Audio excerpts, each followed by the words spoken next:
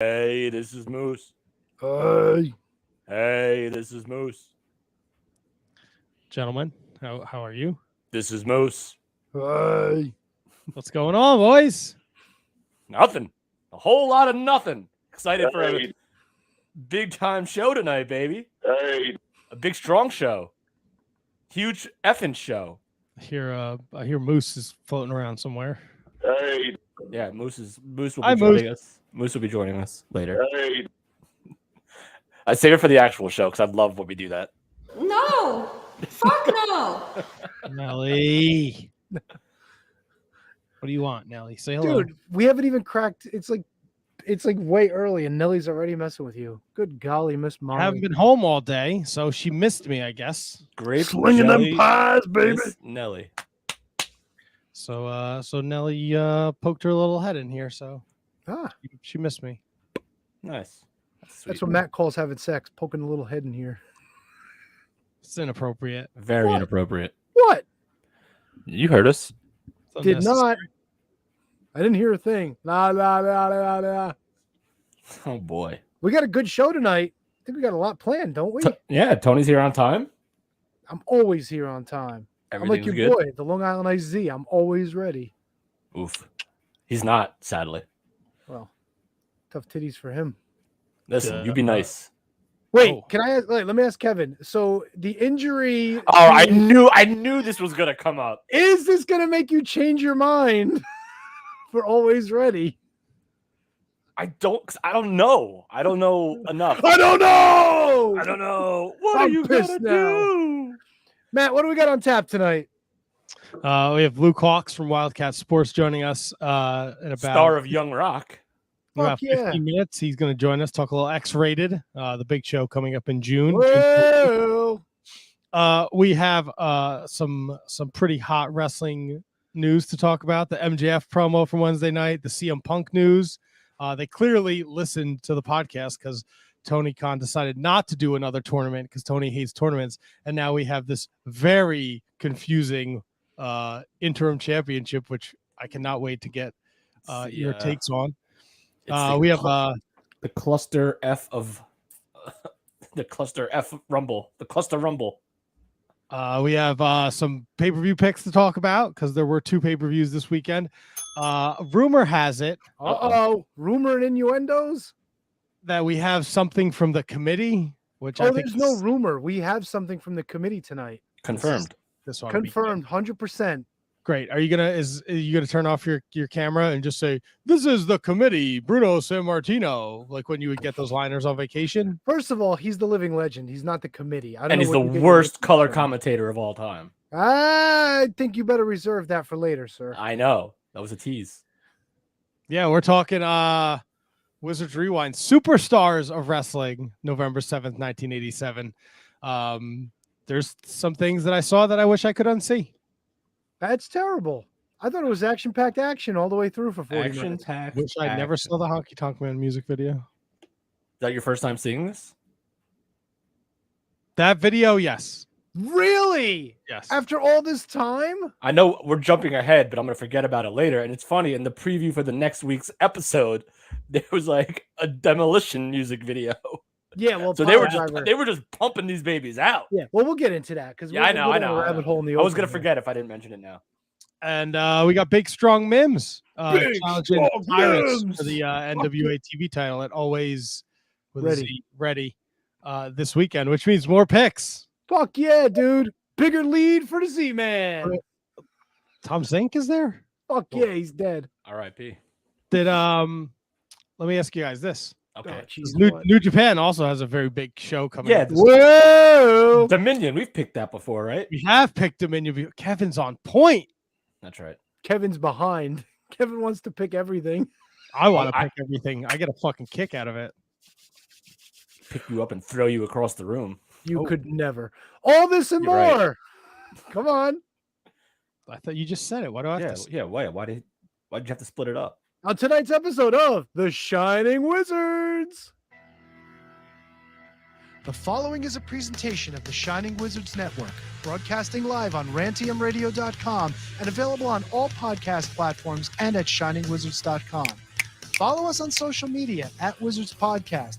Check out our merchandise at merch.shiningwizards.com. Do your Amazon shopping at amazon.shiningwizards.com and become a Patreon supporter at patreon.com/wizardspodcast. As always, we thank you for your continued support. And now, enjoy the show. Hello, wrestling fans. This is the Alpha Female, and you're listening to Shining Wizard. What's up, fuckers? Where did cheese go? It's a stupid fucking question, Kevin. Oh shit! Yeah, Whoa! Hey, this is Moose. God, that was disgusting. Shining Wizards rule the world.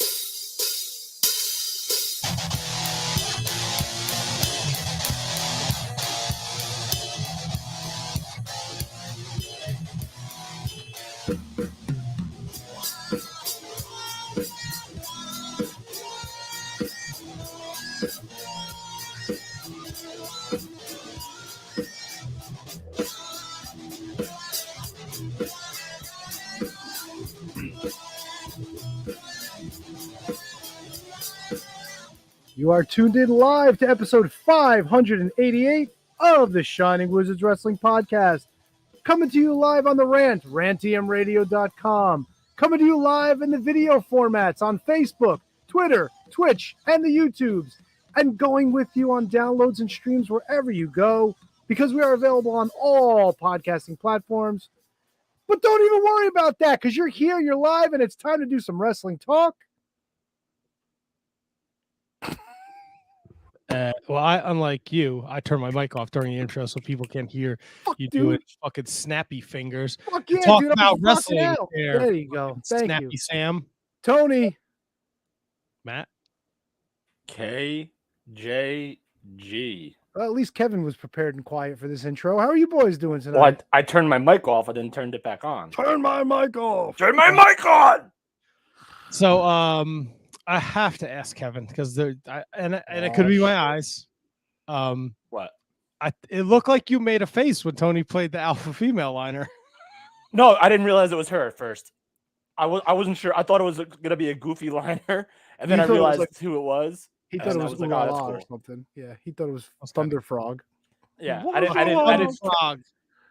I'm operating a little behind, so I didn't catch who it was. But I love Jazzy. I love the alpha female.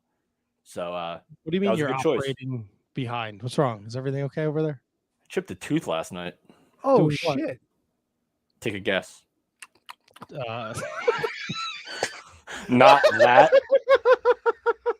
that was gonna be my guess. So Well, I didn't see. I didn't actually. I just heard the sound. I didn't actually see what was being done. You didn't see the pantomimes? No, I was trying to tag Big Strong Mims in a tweet, but big, strong moves. Are you okay? Yeah, it's a very slight chip, but What's that? little bottle to the tooth.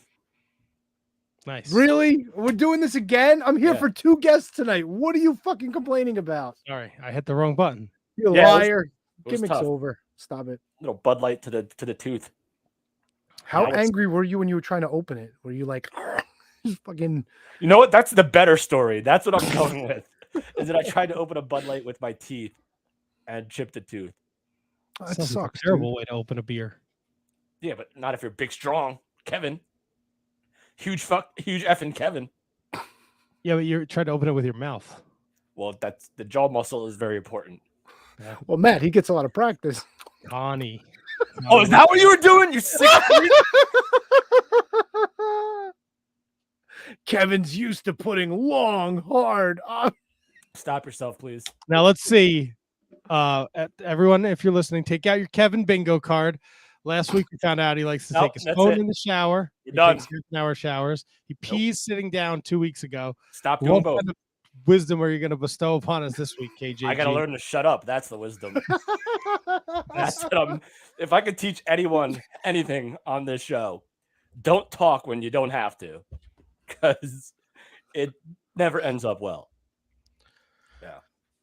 I mean, it's an interesting insight into what goes on when the podcast isn't happening. Right. But I stopped doing both of those things. The podcast? No, Talking? the half-hour shower and the sitting down while urination. Wow, really? Oh yeah. A week strong, baby. Wow. How long have the showers been? Standard shower time, 10:15. Boom, done. All right, cool. Look at that. Saving the world, saving the environment. Trying, man. That really hit home. That really hit me hard when someone posted that in the chat last week about you really screwing with the earth when you do that. But here's what I thought. I thought water was like a reusable resource. So like, are you really wasting the water? What am I going to use your dirty shower water for? Well, where does it go? It goes somewhere to get filtered and turned back around again, right? I don't Yeah, it's not like water just completely disappears from the planet. Well, I mean, it I does gotta when go it get my evaporates. Twisted Tea out of the freezer before it explodes. That's right. you still haven't done this? No, I just got home. You And should the have only- did it during the intro. Tony, don't you dare get mad at Matt for this, because I've been there. And Matt, I support you. And I don't know if this is going to be like, I don't want to do it while Luke is here. And I don't know if it's going to be cold enough. So I might not have an enjoyable Twisted Tea. Ooh, twisted, eh? Yeah, I went to I wasn't going to go to a liquor store, but then I had to work today. And the event was at a elementary school in Livingston. So, those parents. So Matt had a drink on the job. So I was like, I wasn't going to go to the liquor store on the way home, but now I have to stop. Did you go to the Bottle King right there? No, there's a little place over here by me that I stopped at on the way home. Nice. Yeah, Livingston could be rough. Yeah. But you're running Essex County now, Matt, it looks like. I run it all. That's I'm right. fucking king. I'm the king. I'm the king. Let me go grab this drink before Luke joins us. Let me pop out. You guys can talk about whatever. Well, while Matt's going to get a drink, Kevin, we do have news from the committee tonight as to who the next challenger is for our current champion, JJ Rogue. JJ Rogue is a paper champion. He's been getting a lot of guff about this on social media, and I don't understand it. I think it's strategy. I think it's smarts. Does he still post his daily reign? I'm on Twitter. Oh, that's right. You're off the grid. I'm not on Twitter. That's what I meant. You are no longer shining the wizard. I do know that people have been calling him a paper champion, so he's been happy to tell them like it's been day 40 as paper champion. So hold on. Let's see what the Milwaukee mop. The shower water gets dumped into the sewer and then goes wherever your sewer goes. And unless you recycle it yourself, it just gets dumped. But dumped where, though? I don't think that's well, Kev. I mean, it's the whole cycle. Like the rainwater gets pulled up back into the clouds, Yes, then exactly. it rains again. It comes back down. Evaporation, reservoir. and it comes back down. Yeah. Yeah. I don't know what these fucking guys are talking about. And no, I think Milwaukee mock is full of Milwaukee crap. Cock. No, I wasn't going to say that. Well, JJ Rogue champion has been busy making appearances, and he's happy to tell us he's on day number 42 of his championship reign. Congratulations, champ. I have a feeling once the committee chimes in with who the next challenger is going to be, I don't know. I can't wait to hear it myself. But I mean, the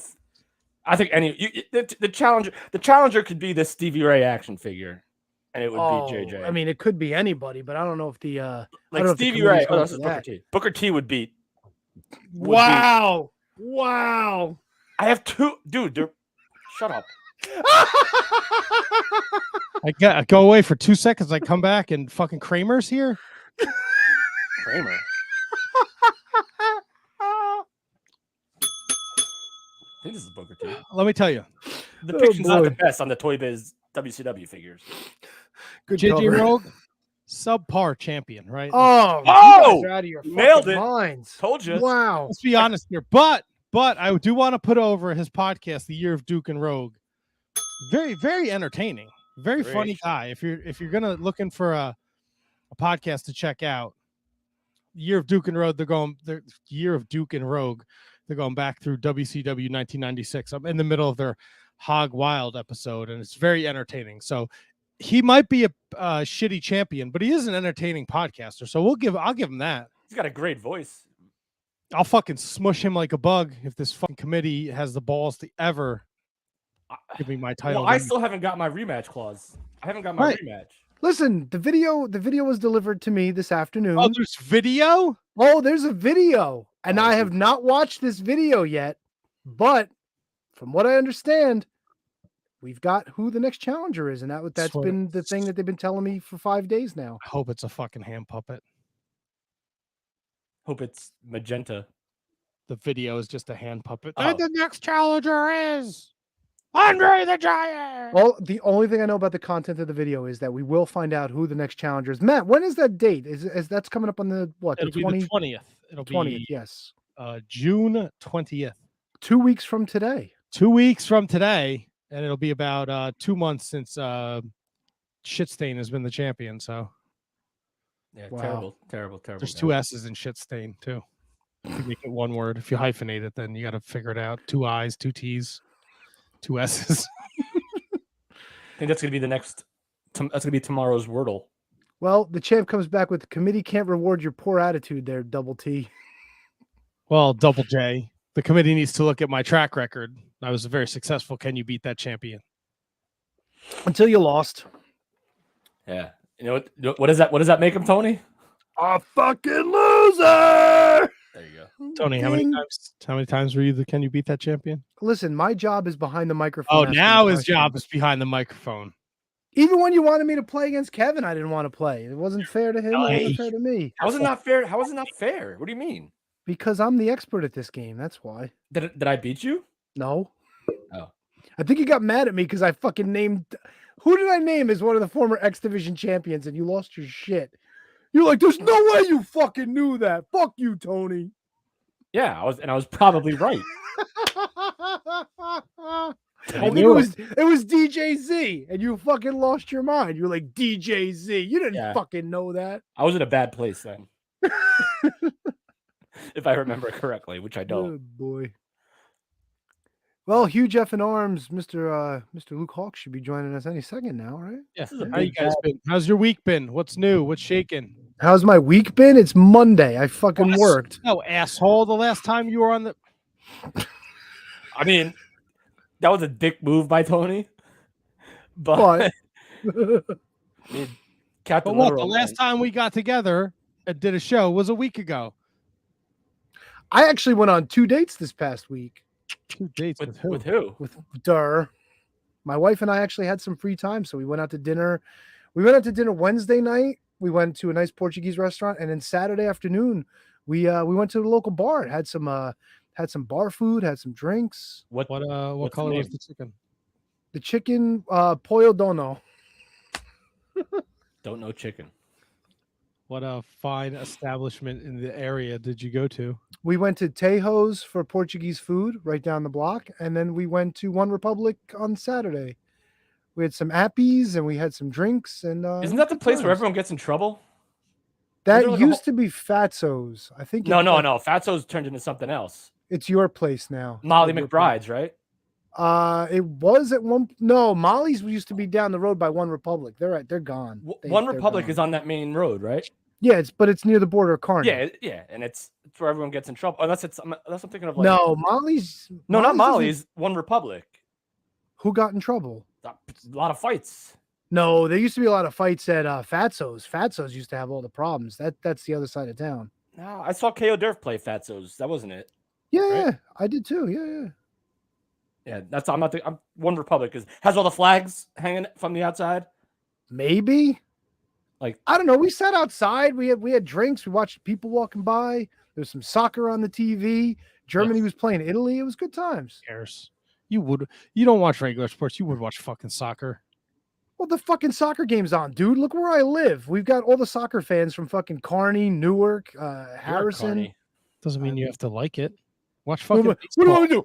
Fucking soccer's on TV. No, Fuck this engage place. with your wife instead of watching fucking did. TV. Let's go out to a bar and watch TV. What do you think? I fucking ignored her? Are you crazy? I don't. What's Yes, wrong with I you? do actually. You Yeah, ignore us for almost 2 hours every Kind of week. sounds like it. Well, no, when Luke gets here, I will. I'm with Matt on this one. I don't know, man. Luke should be right in your wheelhouse. NWA, Wildkat, the Young Rock. Okay. Called a couple of his matches. Yeah, I did. Yeah. For first ever Tier 1 champion. How's that going for him? I'm sure he doesn't even remember. No, he's probably got it fucking in a case somewhere in his house. No, Darius Carter still has that belt, doesn't he? I have fucking no idea. I went to one Tier 1 show. The first one. No, you went to a couple. Did you go No. to a couple? No. Oh, it was the other guy that went to a couple. I went to a Sorry. couple. Kevin went to a couple too. Nice. I'm the other guy. Well, All right, so you had a nice week. You went on a couple dates. That sounds cute. Matt, how was your week? It was okay. I worked a lot. I went to IKEA. Ooh, Got fancy. we got a roommate for the summer here. A detail? Another cat? No, like a real person. Wait, what? Wait. This is breaking news. Another cat. Oh, I forgot. You guys don't come up to the house when I invite you on Sundays, so That's you right. don't Wait, know. did somebody show up for the pay-per-view yesterday? Oh, is this and, like, Alex? they're not leaving? No. Alex. Is Miko Maestro at your house waiting for Tombstone No, Jesus to arrive? Look, Miko Maestro's on the short list of people not allowed in my house, okay? Oh, come on, dude. What? Really? He just fucking, Motherfucker probably go out in your yard and go hunting fucking wild animals to feed you dinner. you think I want to eat a wild animal? Listen, if shit goes down, he's the kind of guy you want around. Have you ever seen a bear in your yard?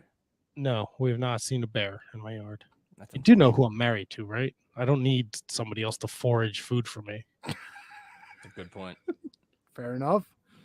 You So ne- where never did this seen a roommate bear. come from? Matt Never seen Squires a- wants to know if you got this roommate from IKEA. Was Did somebody not just like, was somebody just sleeping in the beds and you were like, hey, why don't you come home with us? No, absolutely not. A friend of Rhiannon's mother, her daughter, is doing an internship in Madison and needed a place to stay for the summer. Nelly, please.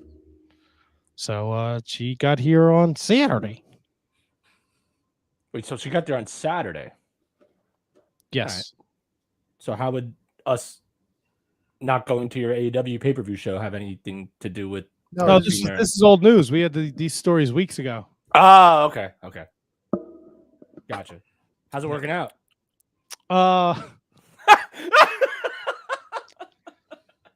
She has COVID.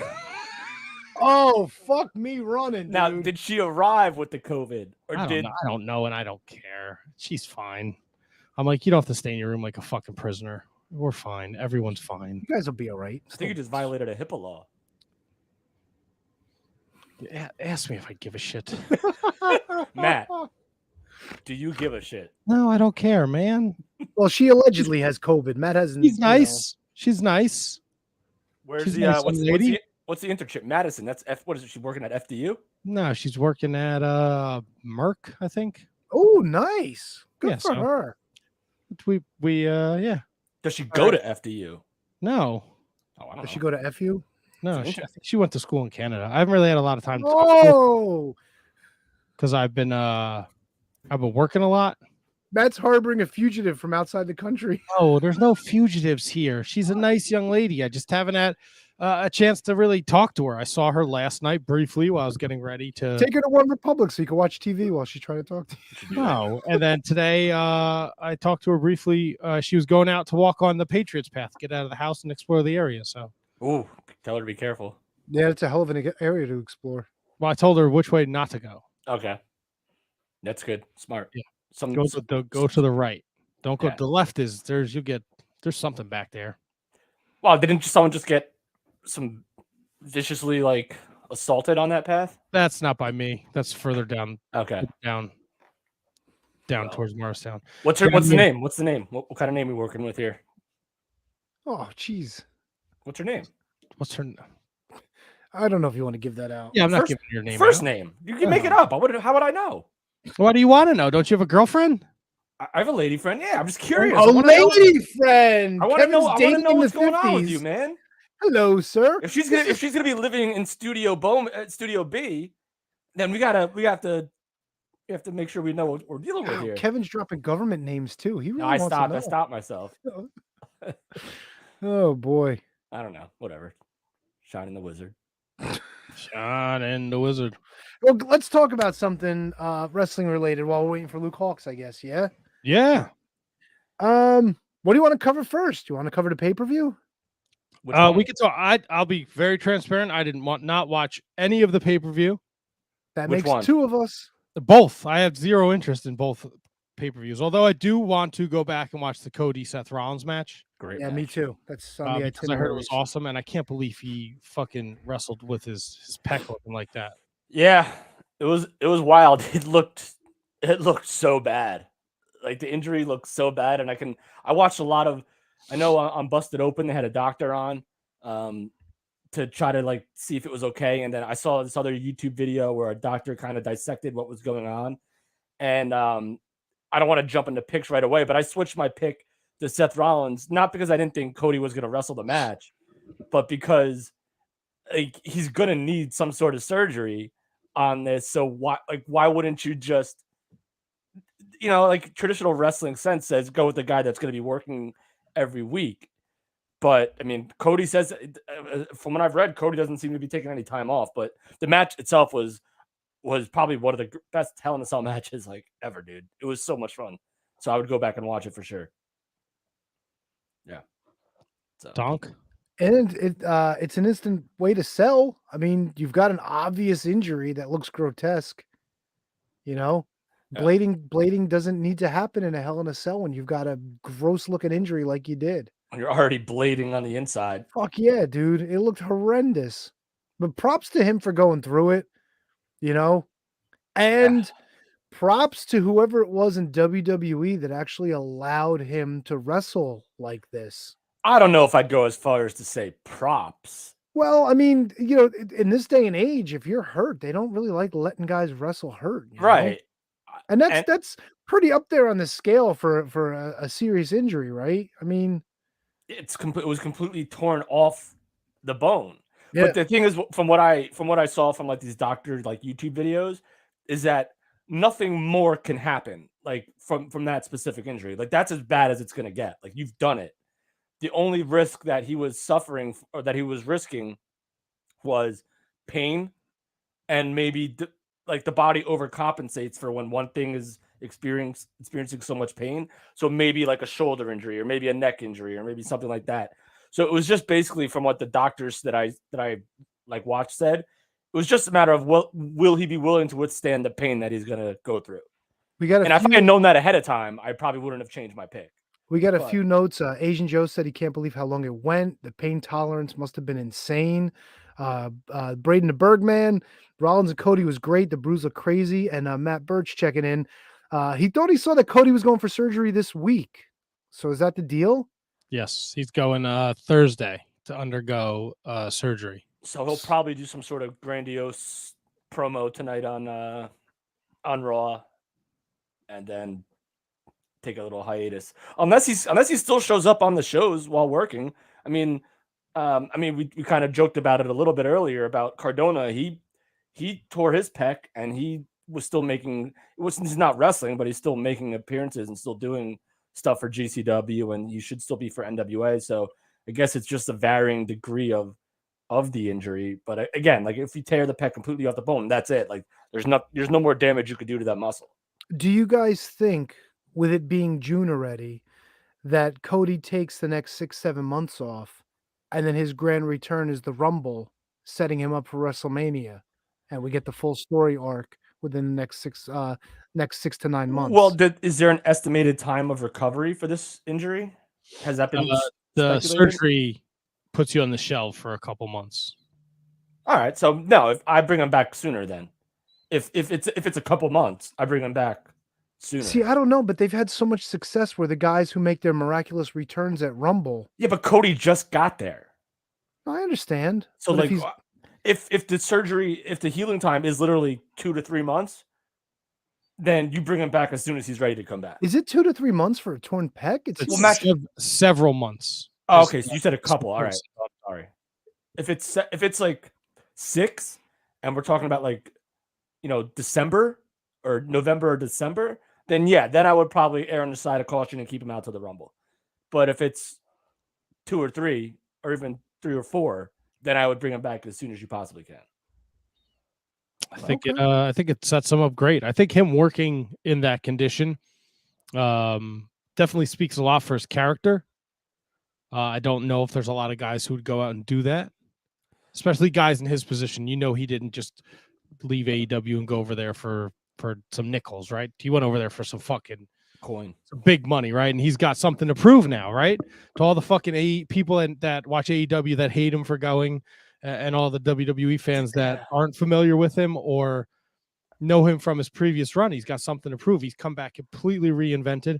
And I think this is huge. It's a huge babyface moment for him too. Like he goes out there with this fucking giant black and blue mark, blood broken vessels all over his chest. He looked fucking awful, and he comes through and what I heard was an awesome match. Like a couple months ago when he showed up and we had that conversation, like, is he the guy to beat Roman? And I was like, no.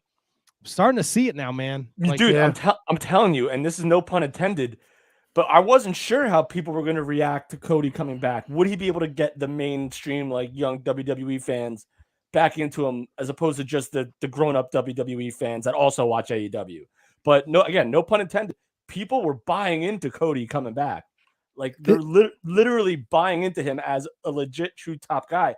And kudos to, I guess, whoever's Vince McMahon, I guess, for treating him as such, because he is a legit top guy now. Not that he wasn't AEW too, but his job was to, part of the reason why he left. He didn't want to be a gateway opponent in AEW. He is a legit top guy in WWE. And if it's not going to be silly Brock coming back to beat Roman, if it's not going to be maybe I don't know, maybe Braun Breaker comes up and shows up and does some nonsense eventually. But if the only person right now, other than maybe Lashley too, is Cody to beat Roman, like that's it. And Cody here is a perfect fit. He's a sports entertainment guy. He knows how to work a methodical match. He knows how to get his stories over. And the people just continue to follow him and get behind him. Yeah. And this did him all the favors in the world. You know, grotesque injury aside, the fact that he goes out there, the fact that he wrestles, the fact that he wins the match and keeps the momentum going, how could you not love the guy? Yeah, and let's not love it. And let's not discount Seth Rollins' involvement in this whole. Oh no, for sure. Seth has been. Look, I really don't understand most of the Seth freaking Rollins gimmick, but he's a workhorse. He's over. He's working his shit. And yeah, Cody doesn't get to this level without Seth Rollins, 100%. And I think I've said when Cody was coming back that Seth and Cody were literally on the same level to me. To me, they were like, Seth might be the better like technical worker, like in the sense of the word, in the figurative or literal sense of the word. Seth might be a notch above Cody athletically, but Cody's right there. And they're like, to me, like that was the only matchup that I could see for Cody coming back to WWE. And the fact that they did it 3 times, and then the third one being a Hell in a Cell and 3. See that I've seen criticism of that too, though, being a Hell in a Cell match only after 3 months of feuding. But I think that's how good the story between, and I don't watch a lot of WWE. It's whatever I watch is like clips on stuff, but I make sure to watch anything that Cody does. And the thing is too, like, you know, the big complaint about like shows like Hell in a Cell, it's now where the gimmick is the show, whereas you don't build to the gimmick match. But this here's the thing I'll say about that, and I'll let you finish for sure because I didn't mean to cut you off. But at least this time there was only one Hell in a Cell match. Yeah, and it was built to. You may not have liked the build all that much, but this was the third match in a series that these guys were having. So it makes sense to get some sort of gimmick match to be that third match. And it's the feud started off so hot. You have Cody coming in, mystery opponent, and then he cuts that very dramatic, inspirational, emotional promo the next night. And then Seth Rollins just comes back, shows up in polka dots last night, by the way. Yeah, what a dick move. So that's instant heat. Or what's the word that I use in that crossword puzzle game? Not heat, but whatever it was. Oh God. Matt can't remember it either. He made fun of me for it for forever. But anyway, that's not the point. This feud in 3 months developed like a year-long Hell in a Cell feud to me. So I have no issue with it being only after 3 months. So it was a fantastic match. Both shows were really enjoyable. And I went, before I made the picks for NXT, I went and watched the last 3 episodes of NXT before I made my picks, and it didn't really help. So it actually could have been a lot worse because I planned on picking 2 other matches that I ended up switching, and I could have been negative for this show. Well, is there anything else we want to talk about from the two shows? I mean, any quick hits, highlights, anything? I know Braun Breaker's still your champ. I know Toxic Attraction swept across the board. Yeah. We have a new NXT North American champion, don't we? Yes, Carmelo Hayes won, and we also have new NXT Tag Team Champions. Yes, Creeds. the Creeds. The Creeds. Did you see, Matt? Did you happen to see the video I posted in the Discord with the one Creed fucking cannonballing right onto his asshole? No. Yeah, I saw that. No, I didn't not in the Discord, but I know what you're talking about. He cannonballed to the outside and nobody caught him. He landed right on his ass. Dude, you make jokes, but dude, that's how people. You're a tailbone, man. Yeah, no shit.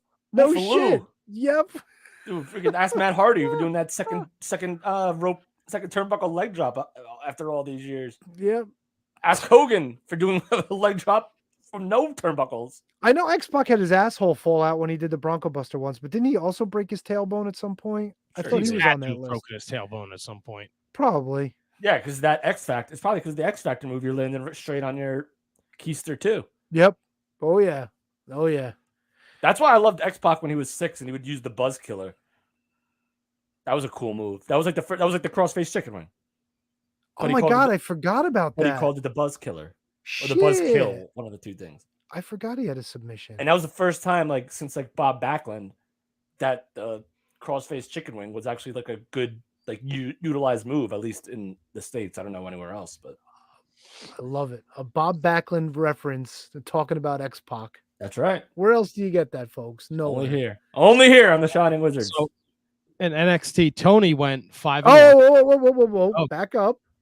It's time for the double shot of pay-per-view pick extravaganzas. NXT, WWE, fucking A. All right, go ahead. Tony went 5-1, with his only loss being Probably the NXT the title match, the Carmelo Hayes. Yeah, grimy. We all had Grimes. Kevin went 3-3. Gross. And I went 4-2, with my other loss being the women's tag team championships. Over in Hell in the Cell world, Tony 6-1.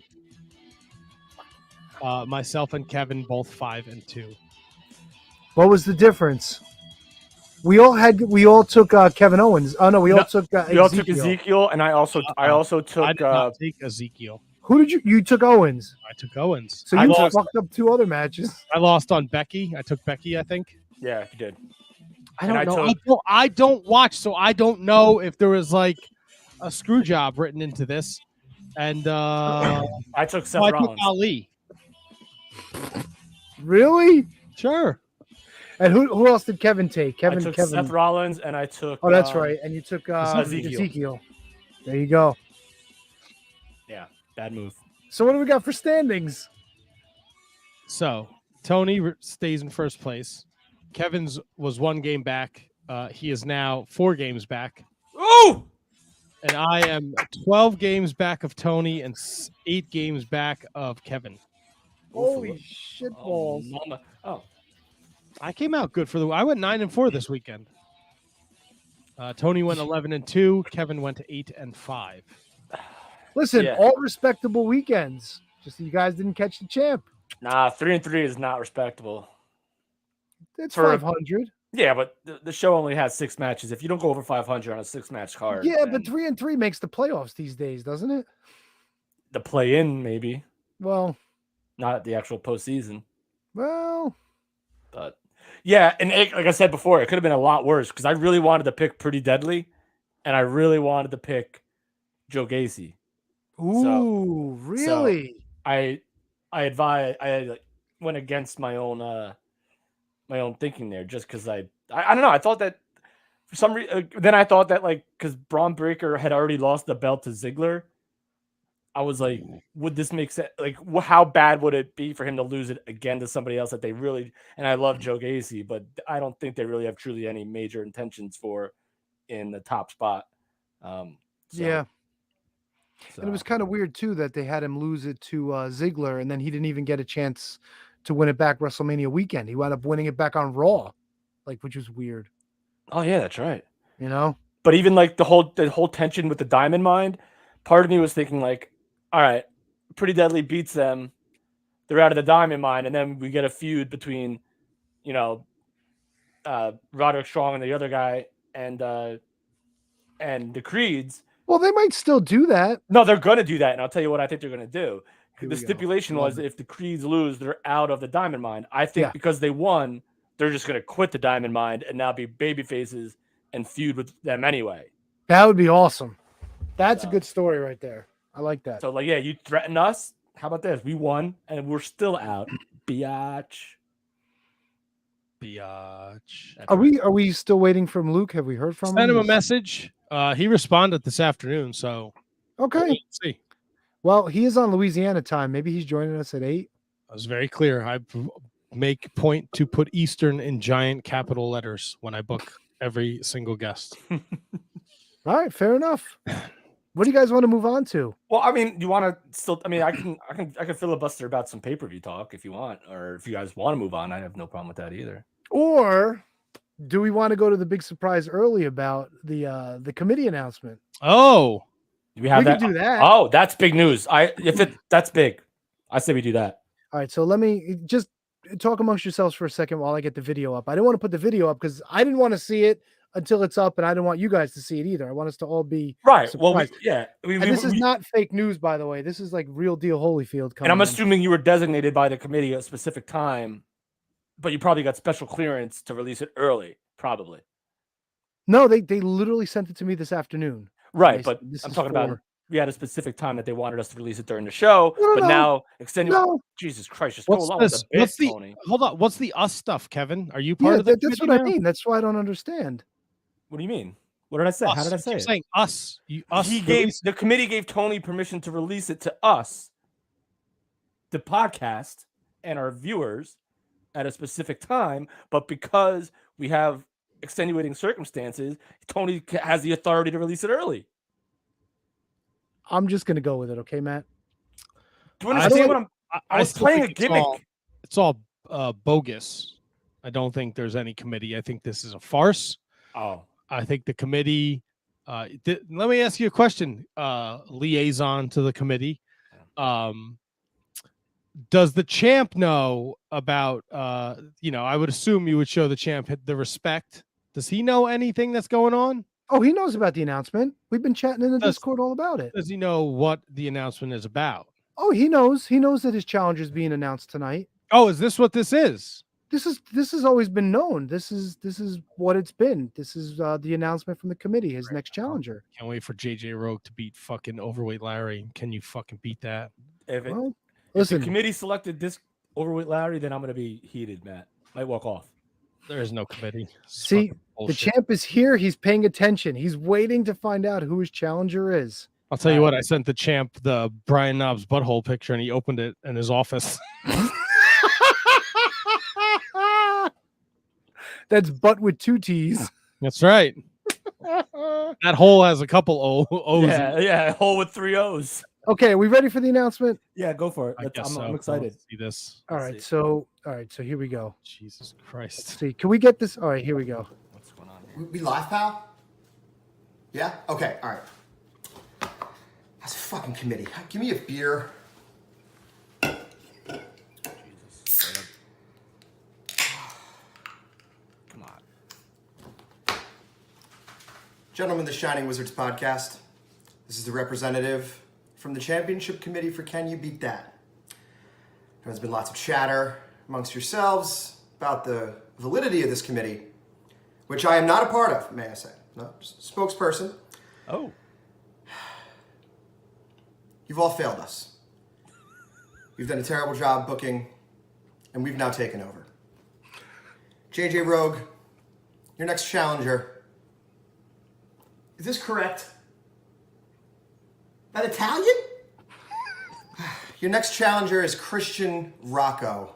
I know nothing about this kid, other than the committee has told me he's a worthy adversary.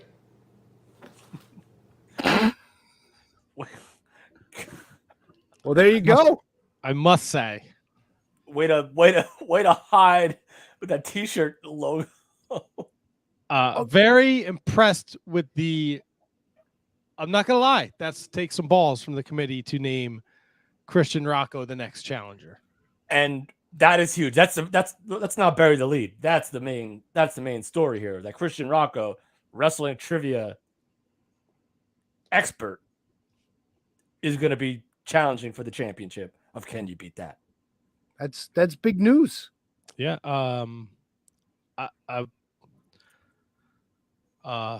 Pretty sure I know who that person was. Yeah. Didn't do any voice distortion, and definitely shouldn't have turned his head. Because And also shouldn't have been wearing that shirt. What are you guys talking about? But he was very clear. He is not part of the committee. So it's still a farce. Maybe. Yeah, like, is this like, Tony, did you just reach out to Blur Van Dam and ask him to read this? What's all I can tell you is the committee wanted someone, because they know that you guys have been breaking my balls. Like, look at this, the champ. The committee wanted a ringer. I may have lost faith in the committee. See, I'm kind of surprised that the champ would say that, because I would think, being a fighting champion for 42 days, he's not a he fighting would want champion. to take on all comers. Dude, just so, and you can go back in the record books and look. I'm pretty sure he has not answered a single fucking question. And Can You Beat That? Oh no, he did. He is a coward. Wow. And he deserves to get his ass spanked. See, here's what I'm worried about. Is that Christian Rocco is so good. There's no doubt in my mind he's going to be the new champion. Yeah, but no doubt in my mind. Look, so now my question is, this is how good Christian is. How are we going to, quote unquote, beat that? See, no, Kev. You're putting so many carts before this horse, it's not going to know which way to go. Is that right? Because look, all right, we get it. Christian knows a lot about wrestling. Christian, he was answering trivia questions at like 12 years old. Yeah, but Christian doesn't. Maybe he's not built for the game. I mean, we've seen our champion play the game perfectly. There's a lot of strategy that goes into this. It's not just answering questions. No, he won because I thought that Ric Flair won his first championship at WrestleMania. Right, but he played strategy. He let you beat yourself. No, he didn't. He deferred because he wouldn't have known any of the answers. Right, but then you had to be Big Dick Kevin and think you could crush him, and you didn't. But that's not what he was thinking when he did that. That's not what he was thinking. He had no other choice because he wouldn't have gotten any. If you run the table, then you prove that you are a worthy competitor. But you didn't. He didn't have to answer any fucking questions. Right, I understand that. But that wasn't his game plan. That was 100% his game plan. It was 100% not his game plan. He had to defer because he knew nothing. JJ Rogue, you could stop the gimmick for a second. That was your plan. You were just going to let everybody else beat themselves. I know it was.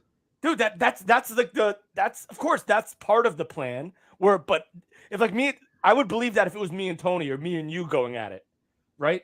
Like, can we really honestly get 8 or 9 of these? That I understand. But he knew nothing, and just got lucky that I screwed up.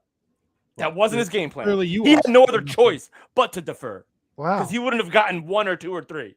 Matt, I don't know if it's just me thinking this, or maybe you can join me, but I think Kevin's making this all about himself. What do you mean? I mean, the announcement? No, we should not undersell the announcement.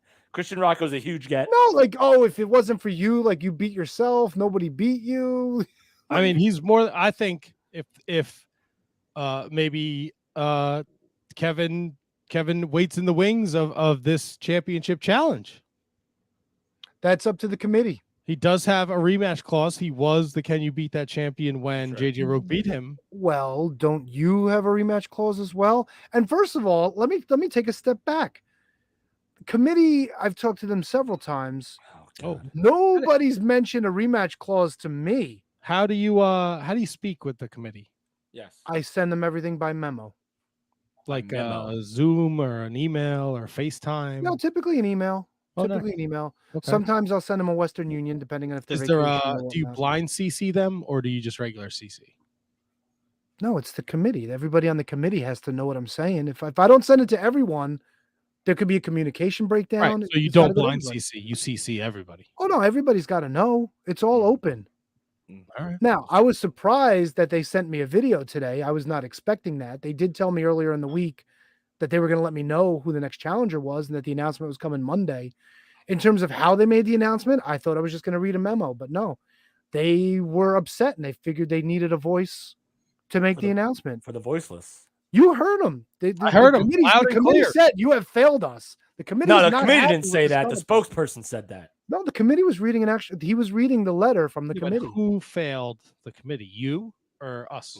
No, I think it was like the booking in general. So Maybe, maybe the committee was not happy with blaming me. downtown. No, maybe the committee was not happy with downtown PD Brown. I don't know. That's not my decision. I do not control the committee. Failed is a harsh word. It's not my word, though. Look, I watched this video with you guys. Listen, you're the liaison. Now the committee has this anonymous spokesperson. How many minions does this committee have to do their bidding for them? Kev, if I knew, that would make one of us. I have no idea. I don't know. I gotta see why I'm bleeding. Can I get a timeout? What are you having your period? You fucking. No, I just touched my leg and I got blood all over my fingers. Cat scratch fever? No, nobody touched me. Oh my goodness. I gotta go. Worse. Wait, worse this off. Worse this off. Give me a second. If Luke shows up, just pop him in there. The whole MJF situation. Are we done with the committee? I'm done with the fucking committee. They can go fucking kick rocks for all I care. Listen, all I know is that I failed you. There was no committee was booking anything. Committee. All right. I booked JJ Rogue to take on Kevin, and I booked Downtown PD Brown to take on JJ Rogue. If you have a fucking problem with that, come at me, bro. Yeah. If you'd like, I could put that in a memo and send it to them that you're not happy. I got something you could put in a memo. It's called a cave shot. Oh, come on. Let's be nice. All right. Don't be a dick. My fucking dirty asshole after a day on the truck. How do you like them apples, committee? Really? Is this where did we learn cave shot from? Were you talking to Louis today? No, I didn't talk to Louis today. Louis drank a lot on Saturday, though. Louis was on a fucking liquid diet for some That reason. Concerns me. That concerns me. Right, I don't know, man. I gotta fucking this bother. All right, so go stop I'll be your right back. bleeding. I'll be right back. Don't stain the carpet. Yes, please don't. Good carpet. I'll take your word for it. I haven't seen it in a while. Well, I mean, I'm assuming it's the same carpet. I don't know. I mean, he's got lots of things have changed. He's got a roommate now. That's not his wife. This is so weird, right? And an intern, nonetheless. I once worked with a married couple that had a male roommate, and they had an apartment in New York City. It's like, how do you have like New York City? Come on, man, you gotta. But it was like a 1-bedroom apartment. This dude was just sleeping on their couch, and I'm like, why? Dude, you gotta pay the bills. Maybe it was a favor. Maybe it's what look, Matt is doing. Matt and his wife, they're the most like understanding, supportive, helpful people I've ever known. I agree. You know, every Thanksgiving, Matt puts it out there. You need a place to go for Thanksgiving? Come on over. We got plenty of food. We got a place to stay. Yes. Not many people do that. How many people I've known over the years that have crashed on Matt's couch who have, needed a place to stay for a while? Right. So Matt's good people. Matt, you're going to have a new gimmick. You're going to be the philanthropist. Why? Because you're a very nice, giving person. Why? What did I do now? Well, we went back to the roommate thing. Yeah. Oh. Oh, Just because we started with hoping you didn't get blood on the carpet. No, we're good. I guess I scratched my leg on something. I don't know. That toenail? No. Gross. Yeah. No. The walnut toe is good. Big old hanger? The walnut toe is good. Don't you worry about the walnut toe. Walnut toe. The walnut toe. We talked about it a lot last week because there was a lot of questions in the air with the whole MJF thing. And Tony swore up and down it was a work. And then he comes out on Dynamite and cuts a very good promo. Scathing. And he calls Tony Khan a bunch of bad names. He true. says that hold on, sorry. He says that the only place he belongs is with the only position he should assume is behind the guardrail with the other marks. Something like that. Oh, and I also read some other stuff today too that some of the fallout from the interview that is not wrestling related. Yeah, I don't get that. What's that about?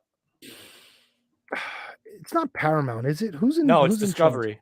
Discovery. Yeah, Discovery was not happy. They don't want MJF on TV. They don't want any merch. They don't want like his name mentioned. Like it's Well, I didn't hear the part where they don't want him on TV. They're just getting all of his like promos and commercials and edited out. So like if it was a live show, I don't think they've come down on that yet. At least I haven't seen that reported anywhere. So I don't know. Yeah, here. Okay, so it is promotional. Oh fuck, it's one of these like. So yeah, it's like like they edit him out and put in other AEW footage. They take his likeness off all the commercials, which means in wrestling terms that he's doing something right. Well, then this means maybe you actually have to tune in order to see him now. I don't know. Here's what I want to know though. Man. Like, it's weird. I want to know if like Tony Khan, like, I don't know anything about the relationship, like the Discovery and the Warner and all that stuff. Know nothing about how they operate. But like, if Tony Khan has the ear of somebody there and says, "Hey, we have to do this for the sake and the betterment of the TV show," like, I wonder if Tony Khan went to them and said, "Hey, pull him from everything," because you remember in the storyline, Max went full bore at Tony. So like maybe it's like, so he's not on this, he's not on that. He was removed from the webpage. He was removed from this and that. Maybe that's like Tony Khan telling people in Discovery, or maybe it's a Tony Khan call. I have no idea. Yeah, Kev's because somebody I want to give credit where it's due. I think so our champion said that it was an AEW memo to Discovery, and the more I'm reading about it, that kind of seems to be the case. That makes perfect sense then, because that just furthers and makes the story more. See, when excuse me, when they took him off the website, I was like, that's like standard like work shoot behavior. Like that happens all the time when stuff like this happens. It's like the most transparent move that you could do is just take somebody off the website and remove them from the roster page, or in WWE's term, move them to the alumni section. Like that's what you do to like try to make people believe, but it's so transparent that nobody buys it at all. But this, a memo sent from AEW to Time Warner or to Discovery to get him off, that at least, while us like smart, quote, air quote, smart fans know that that's also a next level decoy or next level storyline progression to somebody that might not be on the internet 24/7. That's a believable premise to me that Tony Khan literally does not want anything to do with MJF. So when you have Discovery and you put it out there that Discovery ordered that he be removed from all promotional advertising and all that stuff, that's another layer of the onion that becomes a little bit more believable than just pulling him from the website or off the roster page. Did it, and I know this is going to think I'm crazy for asking, but I do need to ask, do you think it was a little weird that MJF 10 power bombs stretchered out seems to appear on Wednesday, just complaining that he's a little sore? Doesn't this harken back to Shane McMahon after King of the Ring just popping out on Raw, just seeming to be fine? I don't have a problem with that because that story is over. That's done. MJF and Wardlow are done, right? So I don't have a problem with MJF just showing up because everyone knew, everyone that watches AEW knew what was potentially going on. Now, whether or not it was a work from day one-ish or whether it was a work a couple of days later-ish, I don't think we'll ever know. Only like Max and Tony know. But I have no problem with him no-selling the complete beatdown he got on AEW because it had to be addressed. Whether it's a worker or not, it had to be addressed. So you can't have him coming out in like a neck brace and crutches to cut this badass promo that he's going to do that literally just set the world on fire. So I have no problem with him completely getting destroyed and then showing up 2 days later like nothing ever happened. So, and now here's the thing though. Now does this, and I this is a take that I read from somebody, I can't remember who it was. Somebody from PW Insider. Now, here's the thing: if this is a standalone promo on Tony Khan that doesn't lead to a story down the road, then it is what it is. It was just a great moment in time. It's got to lead to something else, and I don't want to see Tony Khan on TV every week, man. I don't know about you. I have zero interest in seeing Tony Khan on TV every week. It's bad enough when I go to the live shows. I have to see him come out and do his fucking Joel Gertner fucking, are you ready for a good show? Fucking asshole stomp around like a fucking 5-year-old. He's bonkers. At a fucking candy store. Can I I know that they are fans of having these scrums after the pay-per-views now, which is insane when you think about it, when the pay-per-views aren't going off till 1 o'clock in the morning on the East Coast. And then guys who work these 5-hour shows now have to hang around for another hour or two to answer questions and whatnot. Like, I get it. They want it to be sports. Like, yeah, but it's no different than like if a game goes into double overtime or something like that. You still stick around. And I'm trying to listen to Jim Cornette less and less, but he did make a good point, and it had me pissing my pants. They had the full audio of the scrum. They picked 6 random places to drop in, and every single time it was Tony Khan talking for another 10 minutes. So are we doing this to try to get the wrestlers and the stories over, or is this just like Tony Khan getting to play in front of the microphones and tell everybody what a great job everybody did and whatnot? I think you are in uncharted territory, right? Like, Vince McMahon never did it. Yeah, if Vince did this after a pay-per-view, he'd probably be look, if Vince McMahon is the one talking, right? Or Tony Khan, they control the conversation, right? Sure. Like, they ask you a question, the way you answer it's going to, and you can talk for 10 minutes and control the narrative, or you can be a buffoon like I probably would be and just, shoot myself in the fucking foot, and then it'd be fucking wrestling dirt sheet fodder for weeks to come. Right. Like, that's what he does. He does the busted open segment, and then he does these scrums, and that's really it. Like, he's not out there doing, maybe he does like an AEW unrestricted podcast. This is what people are there for, though. It's great to get CM Punk to sit up there with him and say, like, this is what I always wanted to do. I'm so happy to be back, and I'm finally world champion again. But people want to hear what fucking Tony Khan has to say. Dude, he drops for... I mean, Matt, you watch a lot of sports. Tony watches soccer. We watch a lot of post-game press conferences, right? Right? Fair to say? I very rarely watch a post-game press conference. But you've seen enough in your lifetime to know how they go. I've never, and I only heard it because I listened to Eric Bischoff's podcast today. And never in my life have I heard somebody drop so many F-bombs in a post-game press conference as Tony Khan did when he was asked about Eric Bischoff's comments about how CM Punk is the biggest financial flop in wrestling history or AEW history, whatever it was.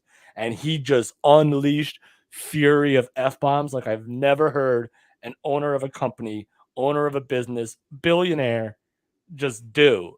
And I don't know who these scrums reach. Maybe it's just the wrestling media.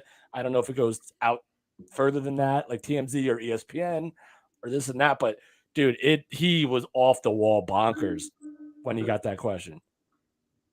So, yeah, but that's what, like, look, he's not stupid either, right? I don't know. Right?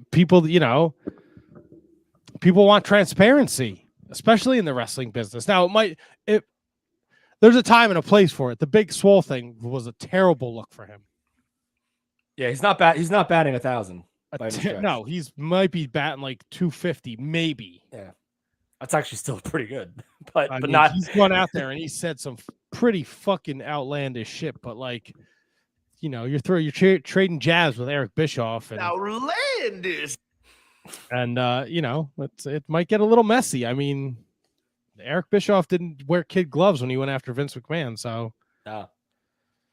And Bischoff doesn't back down either. Like, no, why would he? Yeah, he don't care. Listen, No. Bischoff would probably fucking tear Tony Khan apart if they actually got into a fist fight. Look, it's great for everyone involved. Eric Bischoff's name is coming out of Tony Khan's mouth, and vice versa. Although Tony Khan, when CM Punk said like some people should just go in a dark corner and die, Tony Khan was like, "Whoa, I don't want anyone to die here. Yeah, you know. Yeah. So it's interesting shit. And it's not like, you know, fucking in 2 weeks, Eric Bischoff could be part of a fucking segment on AEW again. Like, Probably. it's just a crazy time. He invited Tony Khan to come on his podcast and actually hash things out. And Conrad and he told Conrad to do it. And then Eric was like, he's not going to. Like, he doesn't believe that Tony Khan wants anything to do with him anymore. No, they're not doing it for free. That'll be a fucking StarCast 6 main event. True. Fucking $60 ticket in a fucking auditorium that seats 3,000 people, and they'll be just fine. Yep. I actually would pay $60 to see that, to be honest with you. So we get the MJF stuff, and then Dynamite was awesome this week, by the way. We don't have to take a deep dive, but it was solid shit. After the CM Punk FTR match, Tony's fuckboy comes out. CM Punk says, "I know New Japan's back there, and I know the Forbidden Door is coming up. We need to sell some pay-per-views here. So who's stepping in the ring with me?" And Fucknuts comes out with his dumb air guitar and his stupid hair. Yeah. I was What is disappointed. this? Go Ace. Go Ace, your asshole.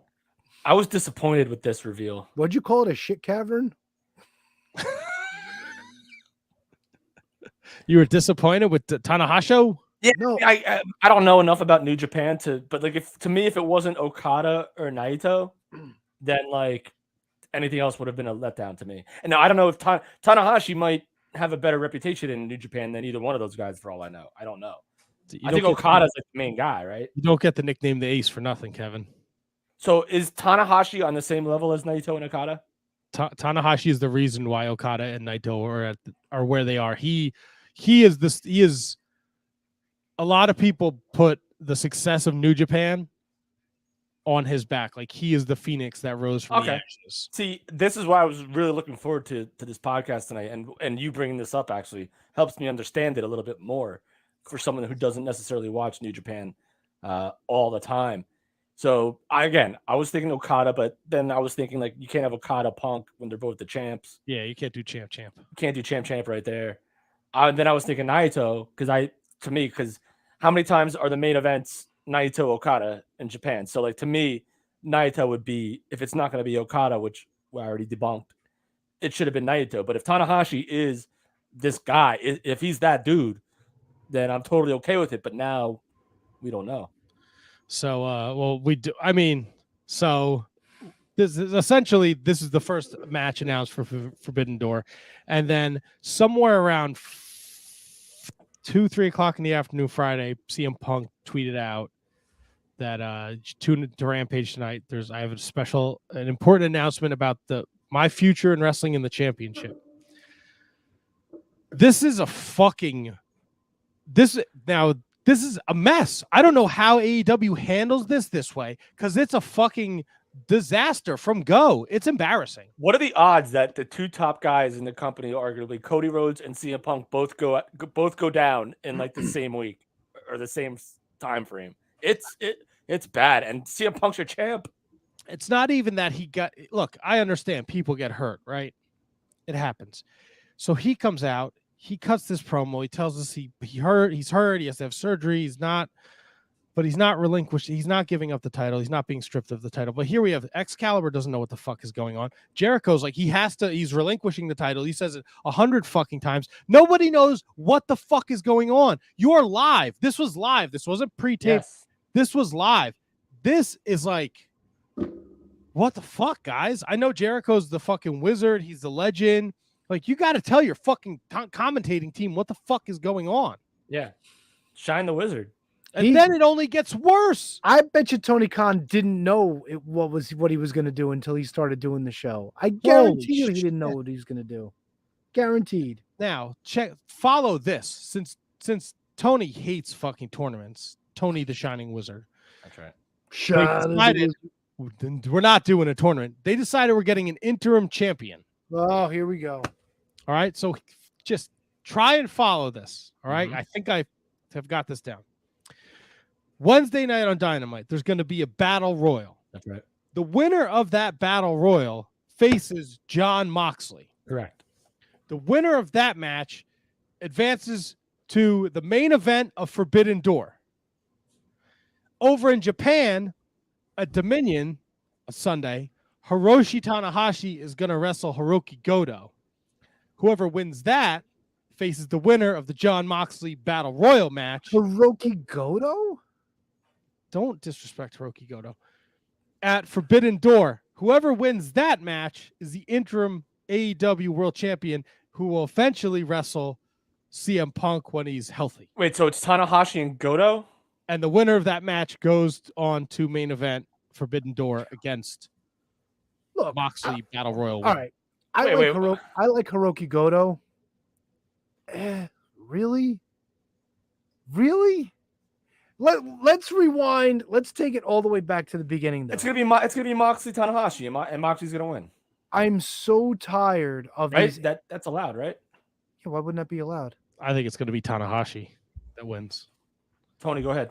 Oh, so you think it's gonna be title for title event? So Tanahashi is gonna be the interim champion, and he's gonna wrestle CM Punk eventually. But he's gonna go back to Japan with that belt, so we don't have a fucking champion anyway. No, he can stay in the States. He's fine. Yeah, sure. Why not? Fucking I. Yeah, why not? Fucking I. Anyway, fucking I. I'm fucking my fucking I. Right. Nah, I think it's gonna be Moxley. Dude, all right. Timeout, hold up, rewind, fuck your ratings. And this is why. Uh-oh. From what I understand, Mr. Moxley was fucking number 4 in the ratings, lost at the pay-per-view, and all of a sudden he was boosted up to number 1 for this fucking gimmick? No, I read that he has like an undefeated record. He's like +7. Who gives a fuck? He's ranked number 4. They boosted him in fucking behind the scenes. Tony Khan explained it somehow. Fuck him. He's like he has the best winning percentage. He has 7 wins, or the quality of his opponents is higher. Oh fuck, dude! It's a sport, Tony. Get rid of the fucking rating. All right, just here it is, Tony. Here it is. Jon Moxley is the only AEW wrestler with 7+ 2022 singles bouts undefeated on TV, Dynamite, Rampage, and Battle of the Belts, plus pay-per-view Revolution Double or Nothing. 7-0 Moxley plus. He lost at the last pay-per-view.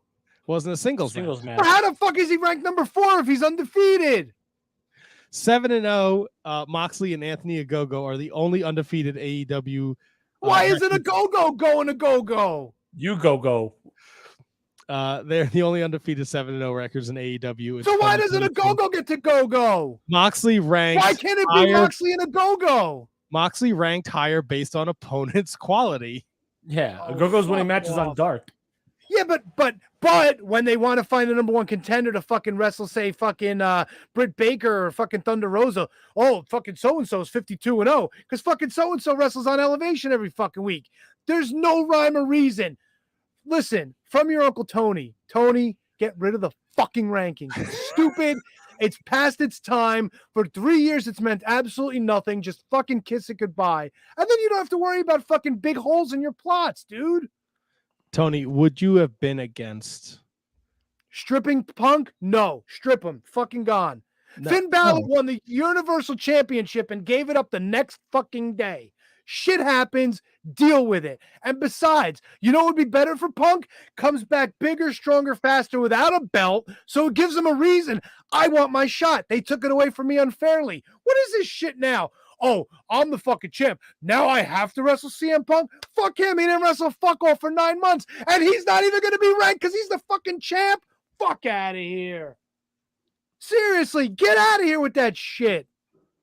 It's ridiculous. Just strip him of the fucking title. Let him have his moment where he loses his smile. Tell me a lie. Hand the belt over to fucking Cocaine Tony and fucking just have Moxley take the fucking thing. Because who gives a shit at this point?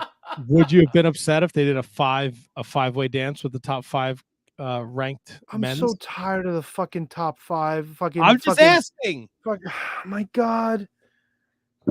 So what? Just give it to Adam Cole. Adam Cole won a tournament. He beat 3 fucking people. Let him have the fucking belt. Who gives a shit? It's fucking garbage, dude. Garbage. Now, and where's Adam Page? How is Adam Page in the Battle Royal? I don't know, but he's wrestling David Finlay next week. Why is he in the Battle Royal? I don't know. Why don't we know this? I don't know who's in the Battle Royal yet. Is it Go-Go in the Battle Royal? 7-0, he should be. I don't know. No. Let me ask you this: Yes, Motsbach is right. Adam Cole is hurt too. Yeah, he's banged up. So is Bryan Danielson. Oh wait, so does Adam Cole get to be the fucking interim fucking Bret Hart champion or whatever the fucking belt shit Now, Adam is? Cole is reportedly not going to wrestle until the Forbidden Door. Oh great, so he's been fucking hurt the whole time. So he's not going to work until Forbidden Door. That's going to work out well. Who's he going to wrestle? Fucking Takahashi? I don't. Fucking let him wrestle Bad Luck Fale. Fuck them both. Wow, really? Yeah, really. Fuck them. All right, so they haven't announced who's in the Battle Royal yet. They did announce. Do I have it here? What the matches are next week? Did they announce how many people are going to be in the Battle Royal? 20-man, 10-man, 15-man? Did they do that? No. Tony, it's going to be a 75-man Battle Royal because their roster can allow it. Probably. No, they did not announce who's in the Battle Royal. They did announce that David Finley's wrestling Adam Page next week. That should be fun. They announced that the next Battle of the Belts will be August 5th in Grand Rapids, Michigan, and they're bringing back Blood and Guts the end of June. Yeah, and William Regal had to do the announcement. That was a weird little promo. Is that the cage match gimmick thing? Yes. Yeah, it's War Games. It's gonna be the fucking Jericho idiots against Eddie Kingston and his pals. And Umenga. Umenga. This Anthony from the Mark Order podcast was over last night. Does MJF win the Battle Royal? God, I hope so. If there's a player in the world. So he's got to win the Battle Royal, and then he's got to fucking wrestle Moxley in one of these fucking. Here's my thing, right? Fucking beat up everybody, and then MJF against Tanahashi. No, the promo he cut said he didn't want to be there, so why give him an opportunity to win your interim championship? Don't put him in the Battle Royal. That makes no fucking sense. Yeah. All right. So where did that question come from then? Because Ant Money from the Mark Order podcast was like, "What if MJF wins the Battle Royal?" And you mean the B show?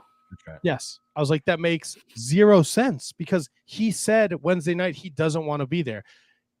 If he doesn't say something like that, right? He just cuts his scathing promo and then he's in there to fuck them.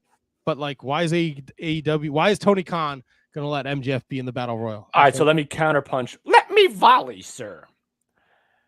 So if MJF doesn't want to be there and we're going by that logic, then him appearing in any capacity wouldn't make sense unless Tony Khan says, hey, you have a contract. You have to be here. Now, rewarding him with a title shot, that's a whole nother level. You could put him in there with like Lance Archer. Like, hey, you have a contract. You have to wrestle the Murder Hawk. And he's like, oh, fuck this. I don't want to fucking do that. But to give him an opportunity to win your interim title, which would probably make a great story. But I'm with you on that. It would kind of be like what's good for the goose is good for the gander. It would be Tony Khan doing to MJF what MJF did to Wardlow. Yes. Essentially. So you force him to show up on your show. But even that doesn't even necessarily make sense. Like you have a contract, but why would I want somebody working for me that just said all that crap about me? Like, go scratch. You know, we're getting MJF versus Tony Khan. That's what we're getting. Now let me ask you this, and this is something I was thinking about too, Matt. Do you think in any way we somehow get the dreaded authority figure that's not Tony Khan? Like, does maybe I'm just throwing this out. Does William Regal maybe become Tony Khan's like, I can't deal with this. I'm a busy guy. I don't want to deal with this. William Regal or Jerry Lynn or Arn Anderson, you handle this. No. Tony Khan wants to be a player in his fucking sandbox. That's what he wants. He's dying to be a player. He's not very talented. I understand. Neither was Herb Abrams, and he was on every fucking show. All right, don't compare the UWF to fucking AEW. It's kind of the same thing, man. It's not UWF to AEW. It's owner Tony wanting Khan to be involved. to Herb Abrams. Yeah. It's not bad. Dude, he wants to be involved. Yeah, I don't want to see him involved. I want no part of Tony Khan in a fucking wrestling ring unless he's doing his. Vince was involved. Vern Gagne was involved. Paul Heyman was involved. Jim Cornette was involved. Fucking Bischoff was involved. Fucking what's his name? Fritz von Erich was involved. All the fucking promoters are always involved. Bill Watts was involved. What the if grams? I Bro, mean, Tony Khan weighs 100 pounds soaking wet. so does All right, Adam Cole, and he's a fucking Owen Hart champion. Adam Cole can wrestle his nuts off. Tony Khan, I don't think he can. so let me ask you this? Oh, he can. He fucking me throw a tweaks name- out a let- bit. He'll fucking take everybody out. Let me throw a name out there for you guys. Oh shit. So there's no way that this person could ever be besmirched. I'm not talking about Regal. What about Vicky Guerrero? What about putting Vicky in that role to do the bidding? This way, no one can really get heat back on her, unless it's like a woman situation. No, you're fucking you're muddying the waters. It's got to be Tony Khan. Got to. But he can't cut a promo. Doesn't matter. He stinks. You're right. He does. And I'm this with is you. where we're heading. I don't. So Matt, what? Tony Khan is going to be number one in the rankings next week. So Matt, would you have any issue if, say, Tony Khan sent a Vicky Guerrero out there to do some of this stuff? I think it would be atrocious. I agree with you in theory, but if we're going with an MJF Tony Khan sort of Vince McMahon Steve Austin thing, I don't want. it's got to be somebody else than Tony, right? I Or don't will know. people just not believe it at all? I really don't know. I really hope that's not the direction they're going. It's what else can they do? I don't know. So you want- Look, they took his shit off of the AEW website. There's the I think you guys talked about it when I was on the phone. He's not in any of the promo packages anymore. Yeah. Like they've removed him from everything. Is this like Yeah. is this like are they gonna like let this like just like let him not be around for 6 months? Are they gonna not pay him? Or are they gonna pay him not to show up? Are we gonna get like a real nice story out of this? Well, I think we're gonna get the real nice story because I think that's all work. The whole Right, yes. But Discovery now stuff and like do we see them like now that this Punk situation has happened, are they going to perhaps let's just hypothetically say the original plan was MJF cuts that promo. There was that post promo footage of CM Punk chasing him out of the arena. Yeah. The original plan is MJF is gone for 6 months. Let's just say, okay, or 8 months, whatever. long time. We let Punk do the Forbidden Door. We let him be on fucking New Japan. It's huge. He's an afterthought. And then like at the end of like Revolution or Full Gear in November, MJF fucking shows up again. I like that concept in theory, but it's just like MJF is like the most talked about guy in wrestling right now. How do you try to not at least capitalize on that investment for the time being? Like you have like, and I know it can go either way. Like, yeah, keeping him out for 6 months just to let or I wouldn't go 6, maybe like 4 months, 3 or 4 months, just to let the groundswell heat up and the streets starting to burn a little bit every single week. But I don't see how you can't just take advantage of having MJF on your roster. And especially now that if Punk is hurt, if Danielson is hurt, if Cole is hurt, you need like they have a big roster, but like all hands should be on deck every week. Right? Now, the Punk injury is we don't know the timetable, but Danielson they say is 1 to 2 weeks. So Okay, that's right. And Adam Cole's the same way. You know, Forbidden Door is 3 weeks away, so they're just resting him. So they can all still be on TV. But you're right. I don't know. Unless we're not going Steve Austin, Vince McMahon, you're going Bret Hart, Vince McMahon. Okay, well, either way, I mean, yeah, fair enough. We're like he's fucking sneaks in the back and beats the shit out of Tony Khan while he's doing in Gorilla. And they do love themselves some Bret Hart. As we all do. Right? Like maybe we're all thinking of the big, obviously one of the arguably biggest wrestling feuds ever, Austin and McMahon. But don't forget, McMahon, he had his fingers were all over that Bret Hart shit too. That was it. That was the trigger. There wouldn't be a Stone Cold Steve Austin Vince McMahon if there wasn't a Bret Hart Vince McMahon. Would never have happened. But So Vince maybe could also work. And talk. Vince could talk and Vince can work. It's two strikes on Mr. Khan. Yeah, I mean Dynamite will be interesting Wednesday night. So that's why I'm thinking there's got to be somebody else that's going to be inserted into this if it goes. So like, what was the point of the promo then if it doesn't go to a Tony Khan MJF sort of deal? Like, what was the point? Just to have a moment, in time. Like, and there was a cliche, a saying, where WWE books for the story and AEW books for the moments. Like, where's the payoff in this if it's not either somebody representing Tony Khan or Tony Khan himself? And who would be the heel? People really going to cheer Tony Khan? No, they're gonna cheer a fucking uber heel MJF, and they're gonna boo the shit out of Tony Khan. Everything Jericho said was true. Jericho, MJF, everything he said was true. I got Jericho on the mind because isn't he in a fucking hair versus hair match this week? Oh, next week. Yeah, next week with Ortiz. Ortiz. What do you mean? What are you shaking your head at?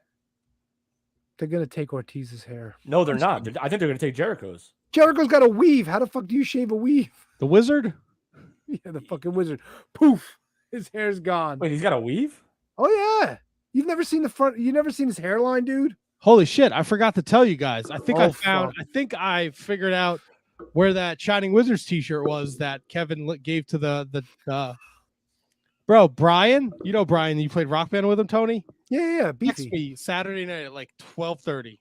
What Shining Wizards? What did I do? It's like sound guy at Dingbats is wearing a Shining Wizards T-shirt.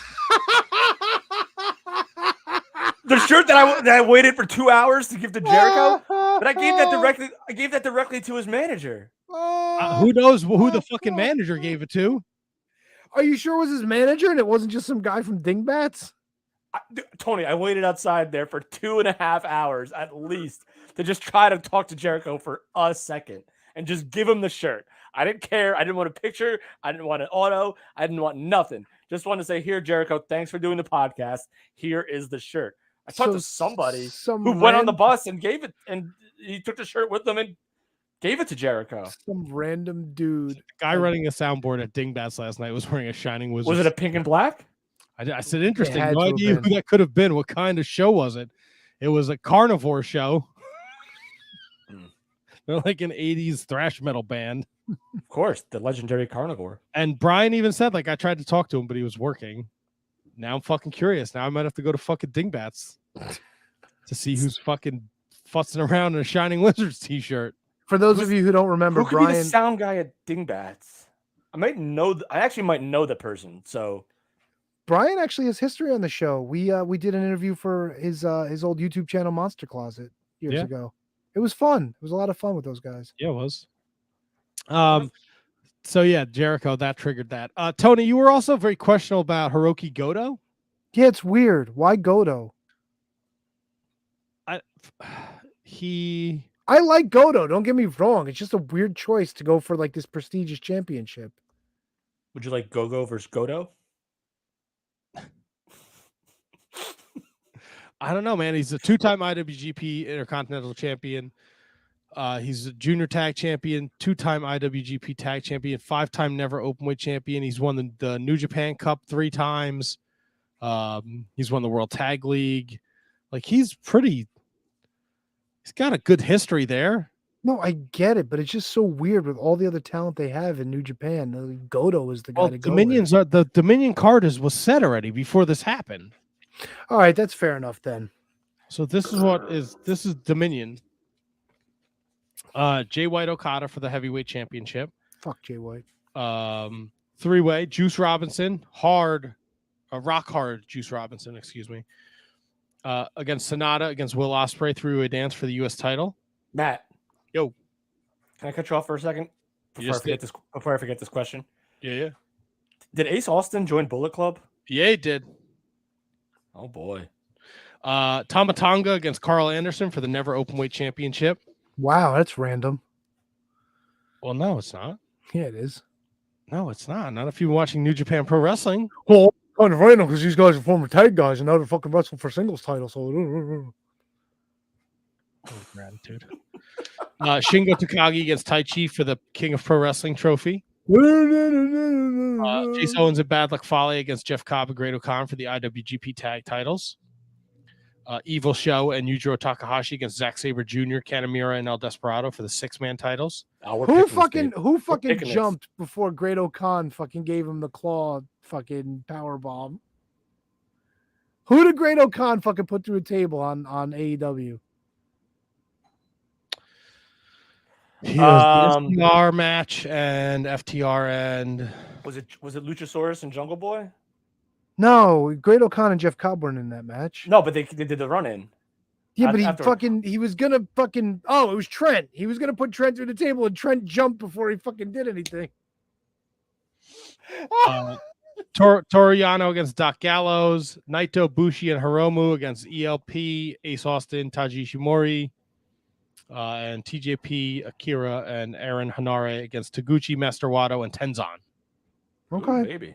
I'm excited. We're picking it.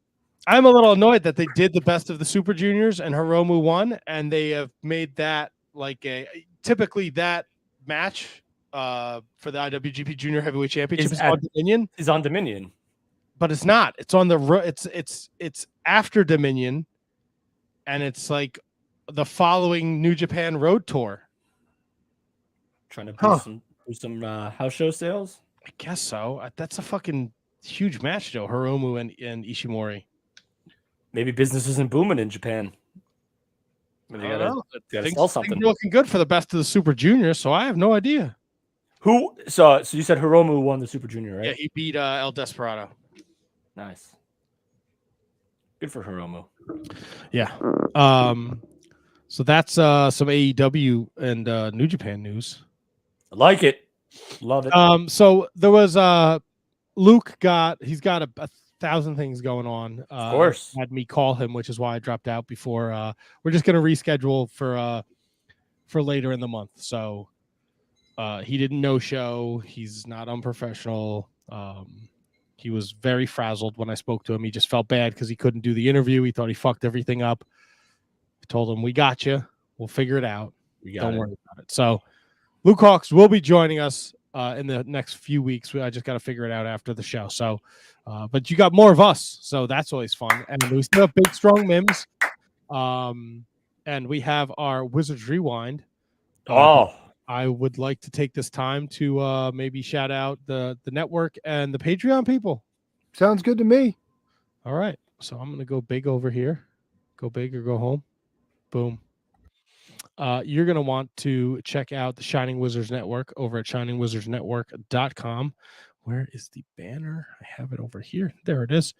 Home to a variety of great shows. If you're into heavy metal, pro wrestling, pop culture, 80s and 90s movies, pop culture, music, can all be found at the Shining Wizards Network. The Midnight Jury, the Inconclusive Breakdown podcast, Metal Night in Canada, Wrestling Night in Canada. Radioactive Metal. That is a Snowy show. Who else am I forgetting? Ringside Rant is there. They do a great job. RJ and company going back through the Attitude Era. The Broadcast, they're not on the network, but they've been supporting us and playing our commercials on their show. So we support them on our show. Let me just pull up this shiningwizardsnetwork.com and just make sure I didn't miss anybody. I got the Midnight Jury. I got the Inconclusive Breakdown podcast. I got the Mark Order podcast. I forgot them. I'm an idiot. That's the Wednesday night show. You're home for all AEW stuff.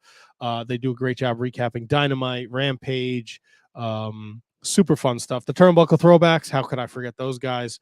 Phil and Choppy and Jay over there doing their thing. So check it out. It's all at the Shining Wizards Network, shiningwizardsnetwork.com.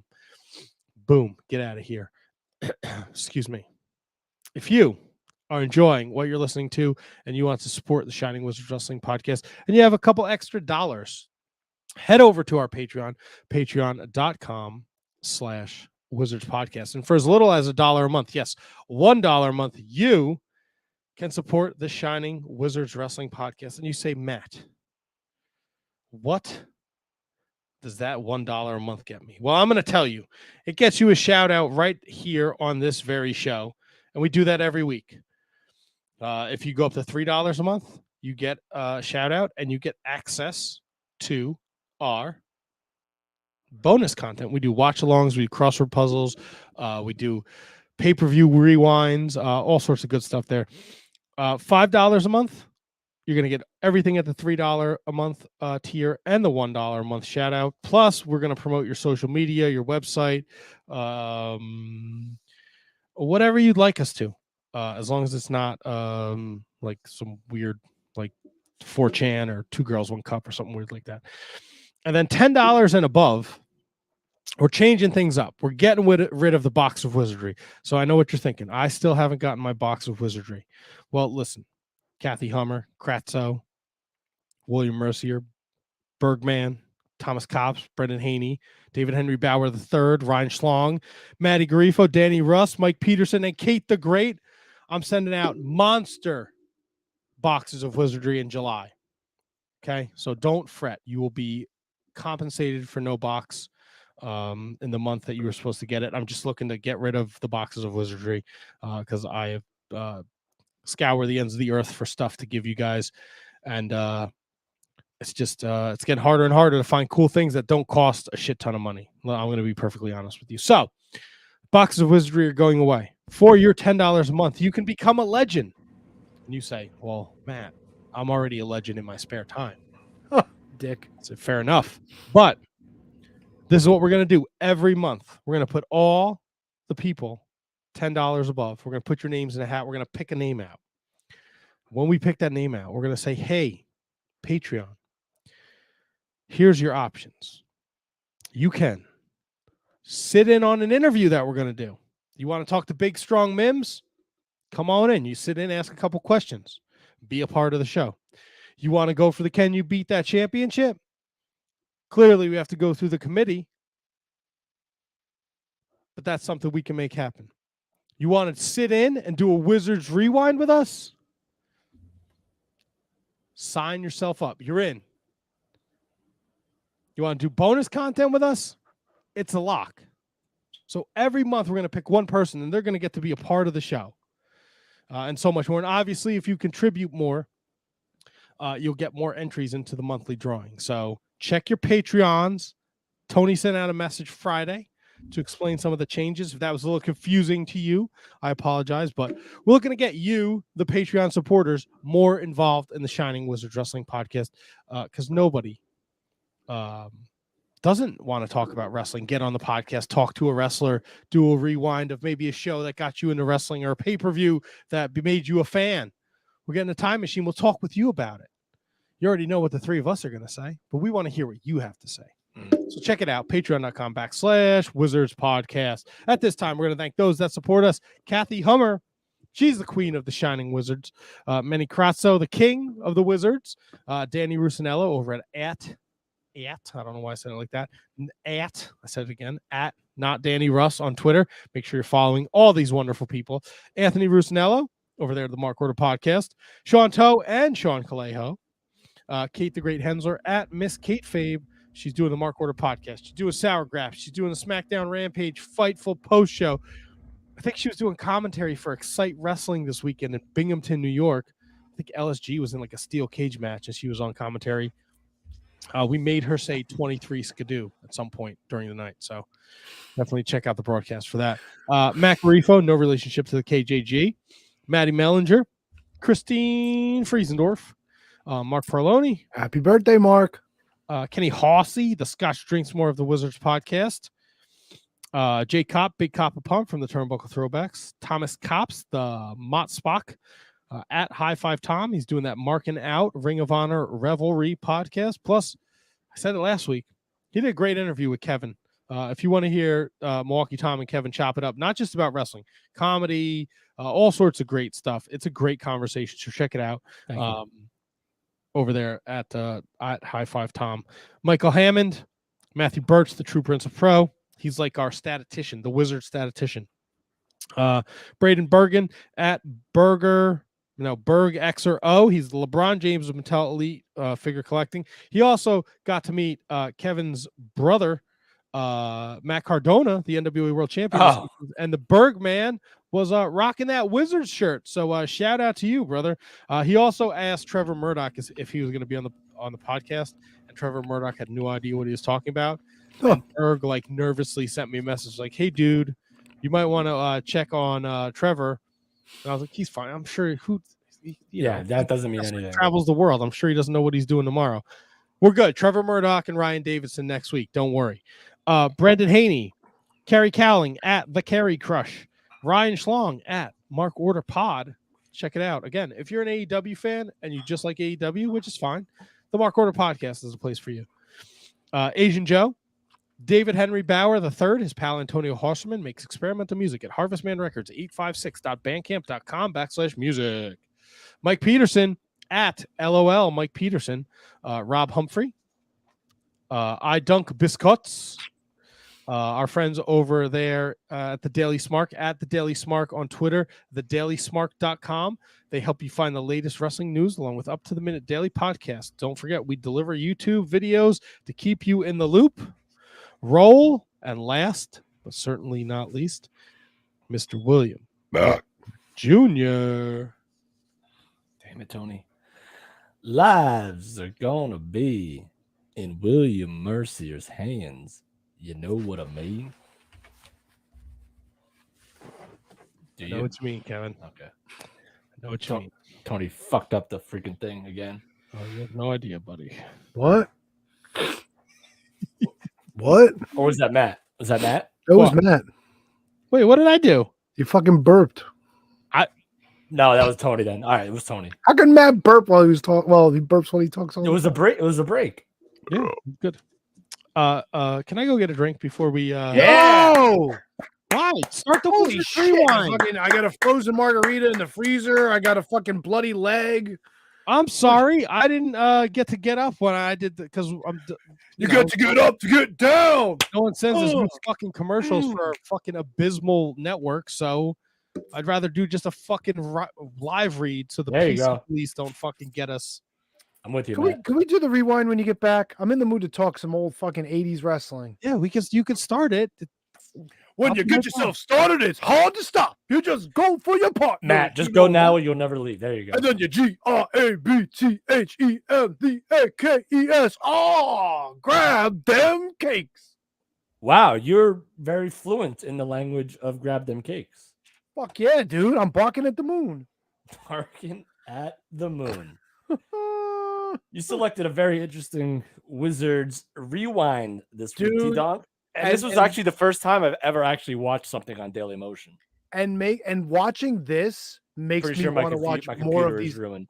I do want to watch more of these episodes. Like I need to go back and do a deep dive into like November of 1987. This was fucking awesome. Go on YouTube, right? Uh-oh. And put in WWF Wrestling November 1987.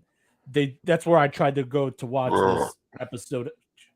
For Sorry. Christ's sake, Tony. There's a cough button on the thing. What fun is that? But they go through all the highlights of the entire month, and they go from like there's everything. There's superstars, there's challenge, there's primetime, there's whatever you want. So that's where I wanted to go first to watch this, but it wasn't the whole show. Like it wasn't like the squash matches. So I had to actually go to your Daily Motion and watch a tremendous episode of WWF Superstars from November 9th, November 7th? November 7th, yeah. November 7th, 1987. Hell of a show. It wasn't just superstars, it was superstars of wrestling. That's right. Before we go on, David Henry Bauer III, whose pal Antonio Horseman, as we know, makes experimental music, posting about the corrupt committee. I don't like the corrupt committee talk, dude. Like I think I don't think it's very nice. Well, so we don't know what your relationship is with the committee. So I told you what my relationship you're is. the liaison. Oh, I'm the liaison of the committee. All right, I'll give you committee. That was pretty good. That's right. Nailed it. Well, there's nothing really I could do with liaison on that. Yeah, well, the Lee. I'm the was just Lee. weird. I'm the liaison of the committee. I'm here all week. Matt, what'd you get to drink?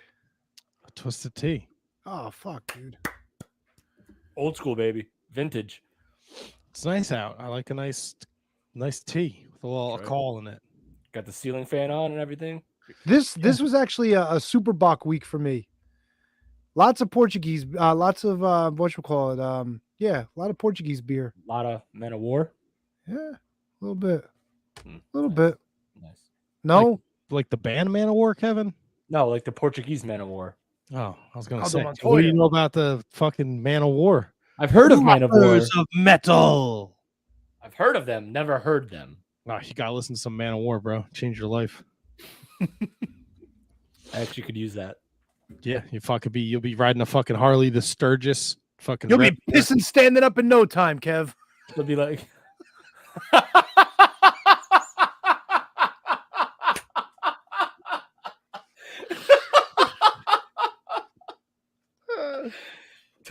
Tony, you should just leave now because you're not gonna. You know what? Mims is coming up. I gotta go. That was good. Holy shit! So it's November 7th, 1987. We're in the Onondaga County War Memorial Arena in Syracuse, home of the Syracuse basketball team. And what the fuck is the ice skater name? Something Hamilton. Scott Hamilton. Scott Hamilton and the Ice Capades. That was so funny. You got a little bit of history though from Vince right there. I like that. You got Jesse, Vince, and crusty old fucking Bruno Sammartino. Really? Yes. Why can't Jesse the Body Ventura just wear a fucking jacket like the rest of them? Because he's different. Jesse's from Hollywood, man. He's a predator. Oh yeah, Jesse Jesse the Predator. This is what we're gonna do, pal. We're gonna get you some hair extensions, and we're gonna call you the Predator. And you're gonna come out to the ring. Can you get us Arnold? Please. We're dying here. We have the technology. There could be infrared as you walk to the ring. Oh my God. You can see your opponents is heat sensors. Yeah. So weird. You'll be great. The Predator. Jesse, the Predator. Ventura. Tony, why did you pick the show? Because it's so amazing, dude. Going through this show, was it picked to kind of to flick me and Kevin in the nuts? Yeah. Why you didn't like this show? Are you? I serious? ended up liking it a lot. I liked it, but come on, bro. You picked a show where what happens in the main event happens. Well, that was originally why. That's originally how I found it. I was in the mood to watch that match. I hadn't seen that match in a very long time, so I was like, you know what? I want to see Strike Force get in there with Heart Foundation. But Tony, dude, can I tell you something? What's that? This may have been the first time that I've ever seen that match. Oh, it's a great match. Love it. But we'll get to that. But dude, then there's so much else on this show that's amazing. Hacksaw Jim Duggan's on this show. Harley Race. We get fucking Ken Patera and fucking Billy Jack Haynes forming a tag team, taking on Demolition, dude. Dude, fucking Sam Houston talking about wanting to make more That wasn't appearances on in this the show. WWF. Oh, he made an appearance. He had a Tony's getting ahead of himself. He's the so Demolition. No. No, it wasn't on this show. You said you have Billy Jack Haynes and Ken Patera taking on Demolition. Well, they did. I mean, the week before they got their asses kicked by Demolition. No, that wasn't it. Billy Jack Haynes made a save for his cousin Brady Boone, and then Ken Patera made the save for Billy Jack Haynes. Yeah. So they wrestled. You think? They didn't have a match at that show, but okay, so now you're scapegoating yourself out of this. Well, fuck yeah, dude. What do you think? I'm gonna fucking take the heat every time? Come on now. God, you gotta take the heat, Tony. We can't bump. Opening match. Jake the Snake Robert takes on the Crippler, Rip Oliver. This Crippler didn't kill his family. The only thing he ever crippled was a fucking hair dye machine. Holy shit. So here's the weird thing. So like Rip Oliver's been around. I get it, but Jake is clearly the star. This is a Saturday morning, wrestling program. Rip Oliver got a lot of offense in this match. Was it just me, or did it seem like this was a long back and forth? Tony, how much do you know about Rip Oliver? Not a lot, really. Is there any way to think that Rip Rogers took his stylings after Rip Oliver, or were they? There's probably been like 500 Rips in wrestling. But I thought it was Rip Rogers for a second. No, he would have went by Rip Rogers. No, like they wouldn't have changed his name. No, I'm not saying it was him, but I thought it looked a lot like him. You know what else was great that took me back to childhood? I know that this show probably aired in the Boston market, but to hear the Fink break in during the commentary to tell you about what was coming up at Worcester. Oh my God, dude. I remember hearing all the ones from the Spectrum, from the Meadowlands Arena, from the Garden. The Menin Arena.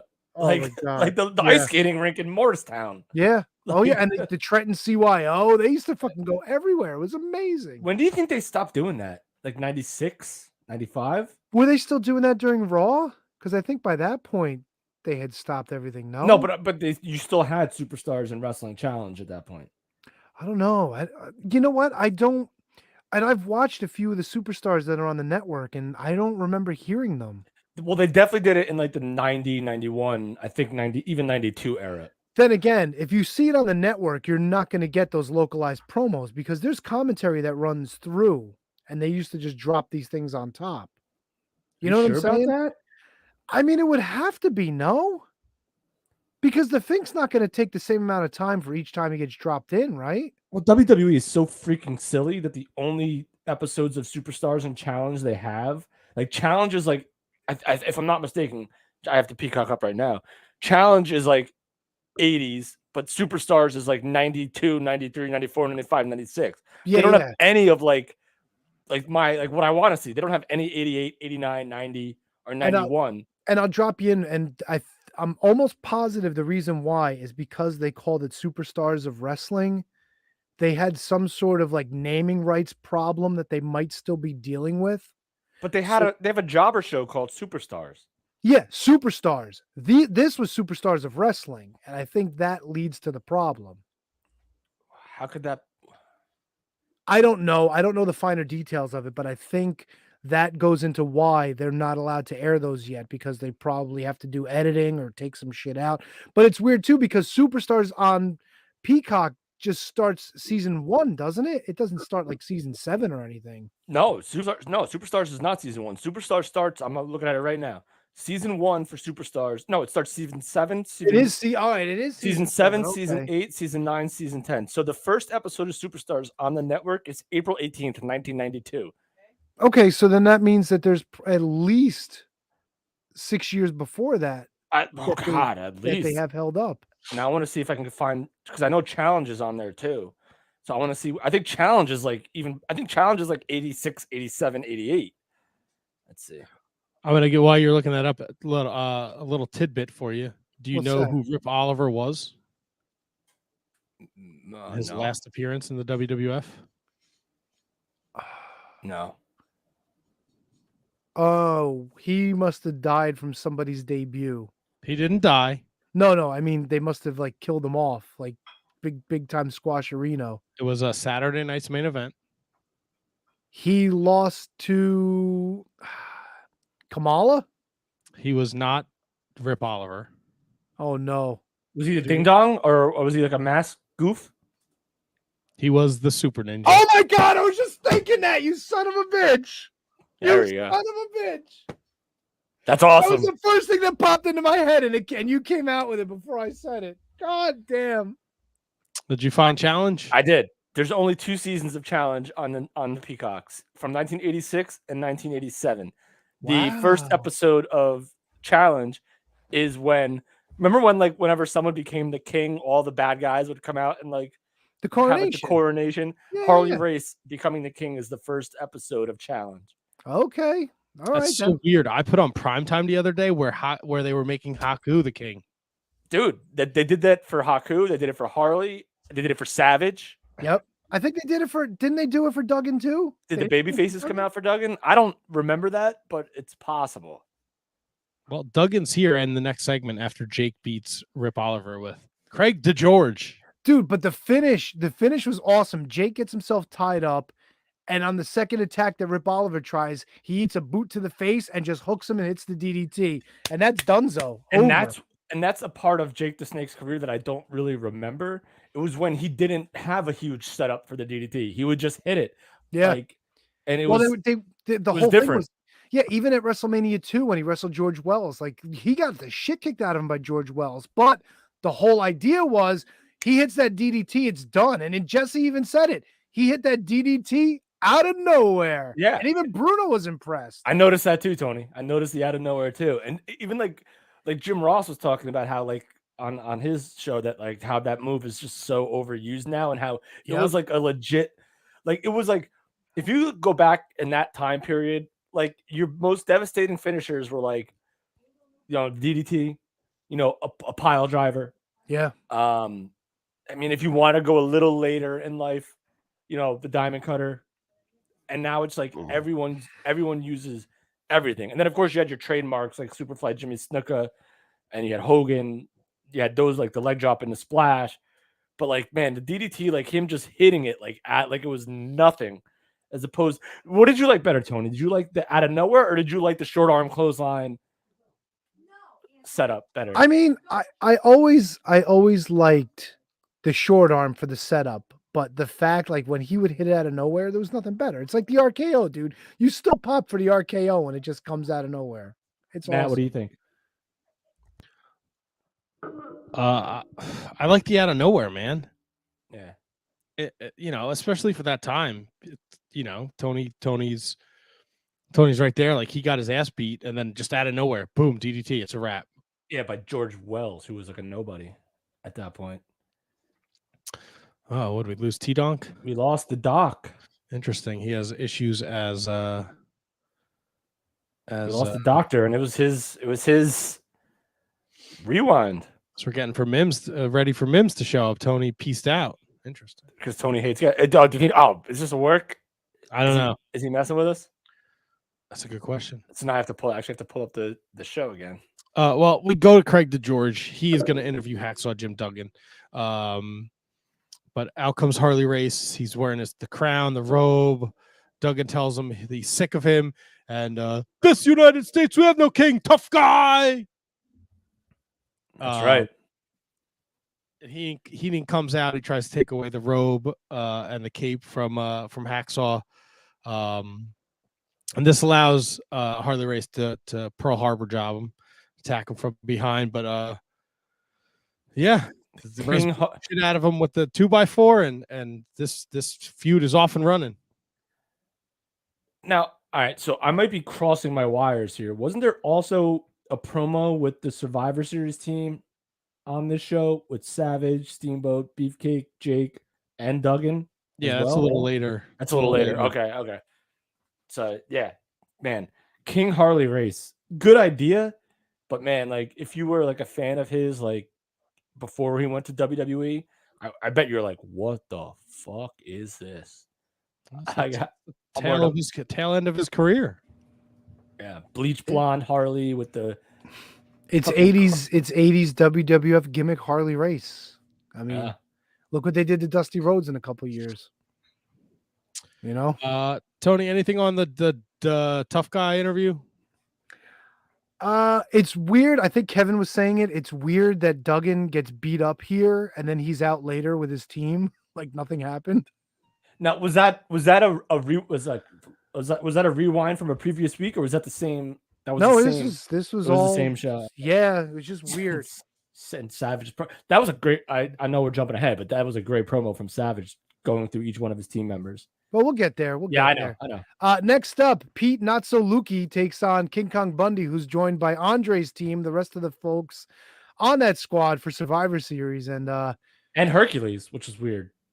Hercules was not on the team, was he? He was not on a team, but I wonder if that's because he was still Bobby Heenan's henchman at that point. So who else was on that team? It was. I'll tell you right now, baby. All right, well, it was Bundy, it was Gang, it was Butch Reed, it was Andre. So who was the fifth? Rick Rude. Did Rick Rude come out? Yes, but so why was Hercules out there? I think it's because it's a Bobby Heenan. They played it up. It was like Bobby Heenan and Slick put this great team together, and I wonder if Hercules was still Bobby Heenan's like guy, if you will. I'm not going to say the word, but you know what I'm talking about. So I wonder if he was just in there for the company, like kind of like a Virgil would be for DiBiase. He's the muscle. He's the muscle. Yeah. I don't know, man. All that beef on that side of the ring. I don't know if I need extra muscle with those guys. Because I noticed like Bundy was in the ring, and 5 guys came out to support. So like, wait, was this supposed to be like? Was Survivor Series ever supposed to be like a 6-man? But wasn't Hercules on another team anyway? In '87, I don't remember. I think he was on the team that was going against the Savage Beefcake team. If I'm not mistaken. I think you're right. I think he was already on another team. Yeah, he was with the Honky Tonk Man and them, right? Yeah, Danny Davis. Danny Davis, Harley Race, Hercules, Honky Tonk, Ron Bass. Oh, Bad News Brown wasn't even in this. Wasn't even on this Survivor Series. He doesn't come in until 88 because he was on Honky's team in 88. Yeah, but I noticed that too when watching it when Hercules came out. I'm like, wait a second, he wasn't on this team. Can we talk about how awesome Bundy hits the avalanche, and instead of going for the splash, he drops this huge jumping elbow, giant elbow, and then Jesse Ventura calls it out. Like, look at the agility of this guy. But it was amazing, dude. Like, he just fucking whoa! They came down with the elbow and everything. Gets the 5 count. Fucking great, classic Bundy right there. And all I could think of is when I watched Bundy in '87 is how he looks absolutely nothing like Bundy in '96 when he comes back. Oh yeah. Like it looks like 2 different people. Yeah, and Bundy in '96 was just kind of looking for the paycheck at that point. He was not what he used to be. Got a WrestleMania payday with Taker. Yeah, but it's not one of the greatest Takers. No, of course not. You know. Oh, we also get Bruno Sammartino playing with the King Kong Bundy stretcher, which I had as a kid, which was awesome. I never had the stretchies. We had Bundy and we had George Steele. And George Steele, we ripped his ankle and all the powder started coming out of it. Ugh. Dude, did you notice how terrible the camera shot was when he was doing that? Over his shoulder? You couldn't even see what he was freaking doing. But he pulled Bundy's head up and Bundy had like a 3-foot neck. It was hilarious. He's like, this is what's gonna happen to Bundy if he messes with the Hulk. Or what, like this is what the Hulk is gonna do to him. I can't do it. I used to do a good Bruno. I can't do a good Bruno anymore. 1987, Bruno Sammartino playing with a stretchy WWE figure. How awesome is this? This is great. It was surreal, is the word I'll use. It's about as awesome as this random pairing. We get a clip of Billy Jack and Ken Patera saving Brady Boone from demolition last week. Trying to save Brady Boone. And then we get Ken Patera and Billy Jack Haynes beating Ray Miller and Terry Gibbs in about a minute. Terry Gibbs is the name I remember. Yeah, no. So now Terry Gibbs comes in and he gets a little bit of this and that, but then once Ray Miller comes in, it's like ugh. It's like when Dick Slater used to team up with Ricky Hunter. So Dick Slater would get a little bit of offense, and then Ricky Hunter would tag in, and it'd be all over. Who the fuck is Ricky Hunter? Oh my god, dude! Jobber extraordinaire Ricky Hunter. So why was Dick Slater teaming with a jobber named Ricky Hunter? Because that's what they did. They actually wrestled Bundy and Stud, I think it was. And then, so Rick Hunter gets in and gets a little bit of offense with Stud, and then he tags Ricky Hunter, and then Ricky Hunter just gets squashed. That's exactly what happened here. Poor exactly Dick Slater. What happened. Why is Dick Slater? So Dick Slater was like the Iron Mike Sharp. He was like Jim was Powers? like the Rebel. Like there's like he was prime the Rebel times where Dick he's Slater. on like he's always in the opening match. Yeah. Damn. I didn't realize. You really don't remember Ricky Hunter? I'm sure if I saw him, I would know. Oh, you would know him for sure. I mean, I watched the show, but I don't remember. I wasn't paying attention to Ricky Hunter. He looked like he was like the older brother of the Hebners. Like that's kind of what he looked like. They did the insert promo with Mr. Fuji. I fucking miss those, man. Those are so great. Yeah. And while he's doing that, Billy Jack Haynes gets the full Nelson. That's I looked it up. That was their last program before Billy Jack left the WWF. Him and Patera working demolition at house shows, and then they worked the dark match to the main event. Isn't that wild though? Like you look at Billy Jack Haynes, and I know like lately he's kind of like not playing with a full deck, but back then, dude, he just looked like a star, man. He had an awesome look to him. I'll tell you the way he wrestled, the way he carried himself. It's a shame he didn't do more than he did in WWF. I'll tell you what I took away from this with Billy Jack Haynes is that like him and Hercules both, their whole match at WrestleMania 3 was based off the full Nelson. Yeah, right. Yeah.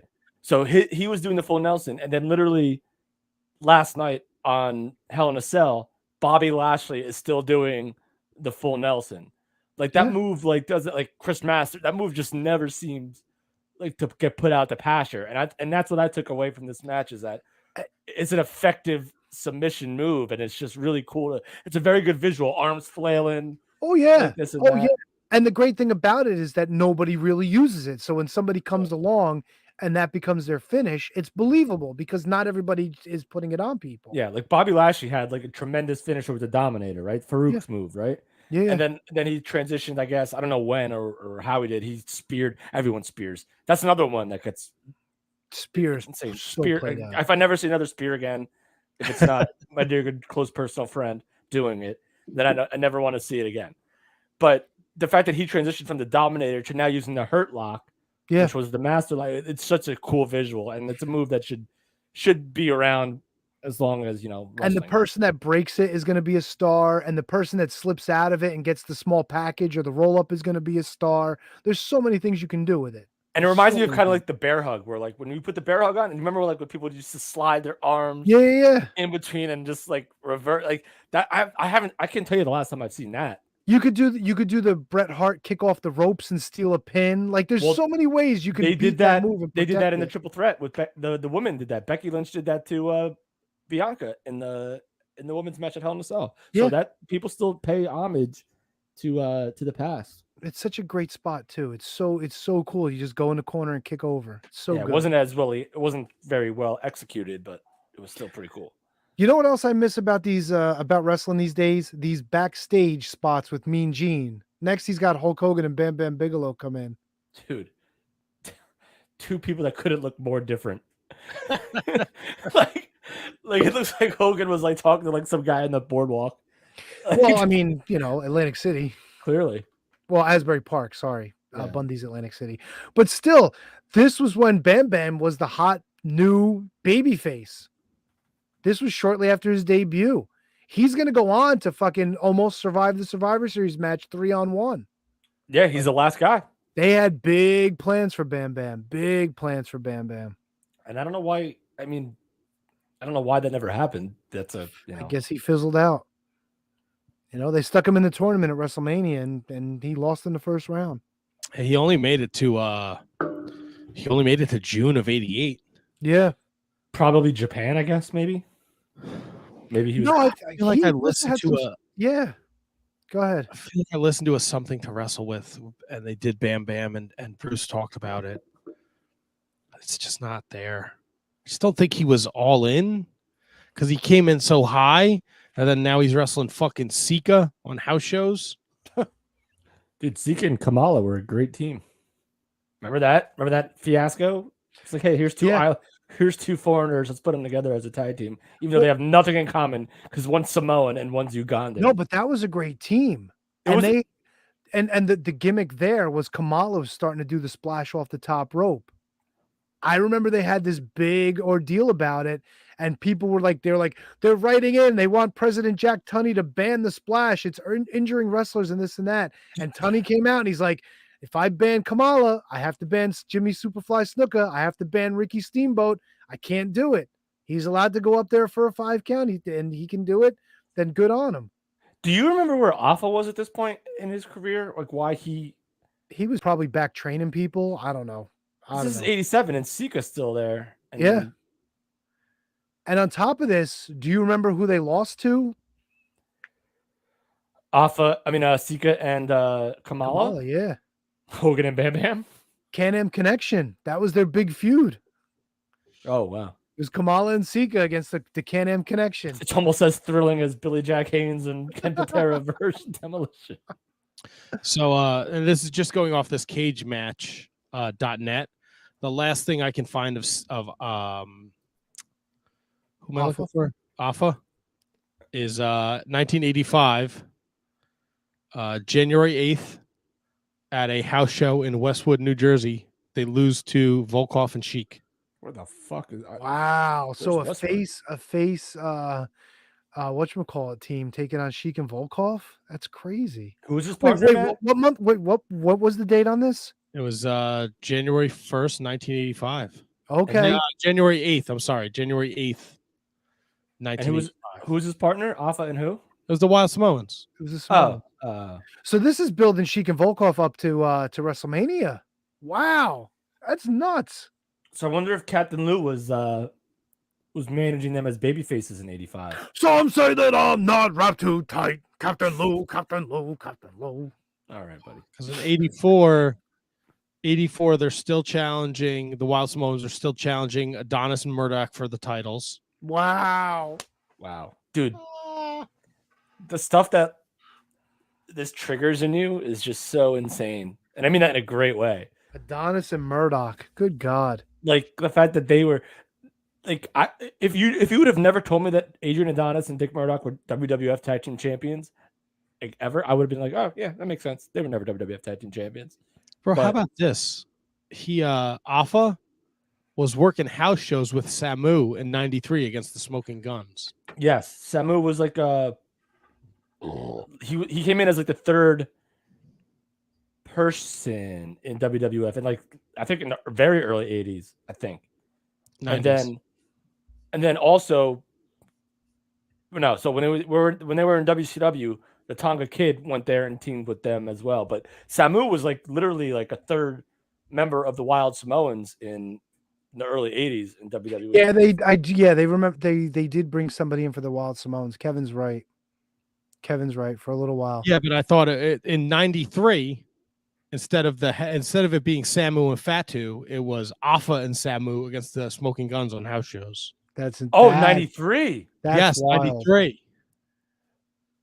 That's so crazy. Fatu was probably hurt at that point. No, maybe not with an injury. maybe Yeah, he's trying to make a he was- difference. Then he did it in '94 too.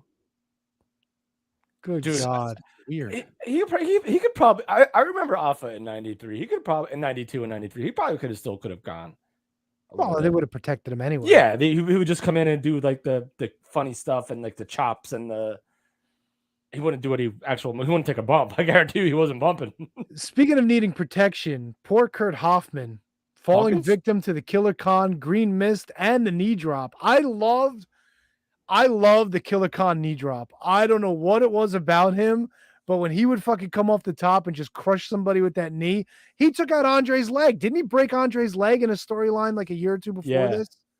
All right, so I Good was stuff. confusing Killer Khan with a job guy, but he's clearly not a job guy. Killer Khan like went up feuded with like Hogan and stuff like and Andre. Yeah, he feuded with Hogan and Andre for a while. He might have been like on a downturn here. This was already 87. Dude, he looked old. Yeah, I couldn't tell you how old he was in this match, but he didn't look young. No, He was being fed to Jake and Bigelow on house shows at this time. And Fuji was still with them. oh yeah. And Jesse's like, Fuji speaks Mongolian, so they can communicate. Nobody can understand. I'm like, come on, really? Although Bruno did make a good point. Killer Khan was dominating the whole match. Why did he feel the need to use the mist? Like, what was the point of it? It really didn't, it didn't turn the tide. It was just like he did it just to do it. I guess just to be a dick. It gets you over as a character, I guess. It solidifies your persona as that's what you do. He even had like those wooden block sandals. I don't know if you noticed him in the corner when he was doing those squats in the beginning, like his little ritual. Yeah. They just showed him stacked up in the corner. What a nice touch. What an awesome touch. He was doing the house show programs with Hogan too. Yeah. Quite a bit. It's weird though, because They wrestled in the Garden, didn't they? Didn't Khan get the Garden matches with Hogan for a while? Let me see. if he was on the back nine, he had to have been on the back nine here. 'Cause Probably. He didn't look like he was in the best shape. No, he But- looked like an old Mongolian guy. I don't know. Damn Mongolian, stop hitting my shitty wall. That's South Park. Oh, hello, Mongolian. I'm sorry. Oh, Mongolia. Might Again, not- that's, South Park. It might not be the most. That's South Park. That's not us. That's No. South He Park. had Hogan in East Rutherford at the Brendan Byrne, Okay, it was at the Meadowlands. Yeah. August of '87. I was at a restaurant somewhere and they had the MSG network on, and it was like it was the live wrestling. I thought it was from the Garden. Apparently, it was from the Meadowlands. And yeah, they were talking about that match coming up. I was actually at a wedding. That's what it was. I was at a wedding, went to the bathroom. I was walking past the bar, and they had it on at the bar, and I wanted to sit at the bar and watch it. My father wouldn't let me. He's like, "No, come on, we're at a wedding. Get in here." It looks like he did it everywhere except the Garden, Boston Garden, the Spectrum, the Civic Center in Hartford, Jeez, they got around. the Rosemont Horizon, the Silverdome, So Killer Khan made some money with Hogan. the War Memorial in Syracuse. Well, there you go. Who do you think made more money with Hogan, Killer Khan or Kamala? Probably Kamala, because Kamala's a monster. Yeah, but didn't Kamala complain about not making any money with Hogan? Well, if Kamala wasn't making money, then Khan definitely didn't make money. Come on. Exactly. I mean, Khan, look, Hogan's story, big bad, like evil foreigner. Kamala's way over the top compared to Killer Khan. I There's agree. No doubt about it. I'm with you. You know what I'd else I say, was I'd say with? Kamala. What'd you think of this one? Craig DeGeorge is back out there, and the Macho Man's team comes out. Macho Man had a little promo for everybody on his team. How awesome was that? Dude, I was disturbed by the sulking Ricky Steamboat in the background. He did not look like he was happy. No, he was pumping. No, he was pumped. He's gonna breathe fire and everything. Yeah, he was like, yeah, you and I have been to it all together. Like, right? He said something like that. It was like, yeah. You and I have gone to war, but I know that you're gonna be breathing fire. Yep. Good one, Kev. Good. And then Jake, Jake, I don't know if he's doing it for the money, but he does it for flesh and bone. Yeah. My favorite? No, I'll tell you. I know where you're going. Let me do it. Do it. But the snake one was like, he's like, yeah, Jake, I know you're about the money, but I know what you're even more about, and that's flesh and bones. Oh, yeah. And then Hacksaw Jim Duggan. I know you don't see too good, but you guide the 2x4. No, he goes, put a 2x4 in his hand and point him in the right direction. Point him in the right direction. Oh my! We all know that like Hacksaw was kind of blind in like one eye a little bit. Yeah, he's a little cross-eyed. But I've never heard it said in a promo. Dude, but how great was it? And then when he came up to the mic and he gave the dude, Duggan was so fucking over, dude. You can't understate it. People love that shit. And then Beefcake just didn't give a shit. The wild card. He was just the wild card. Yeah. Brutus the Barber. In an alternative universe, right? If he doesn't get caught with the Sheik, I'd say Intercontinental Champion easy. I don't think so. No? You don't think world champion ever? It's tough because of the Hogan thing. You know, there were so many other people. I don't think either one. And that's no disrespect. He could have been like Piper. I know Piper won the Intercontinental title, but he could have gotten the Piper level, and he kind of did. Like he was second to Hogan every now and then. He was second to the top guys in major programs every now and then. So he had to me, him and Big Boss Man are like Seth Rollins and Cody Rhodes. They're like the same wrestler, like the same level of success to me.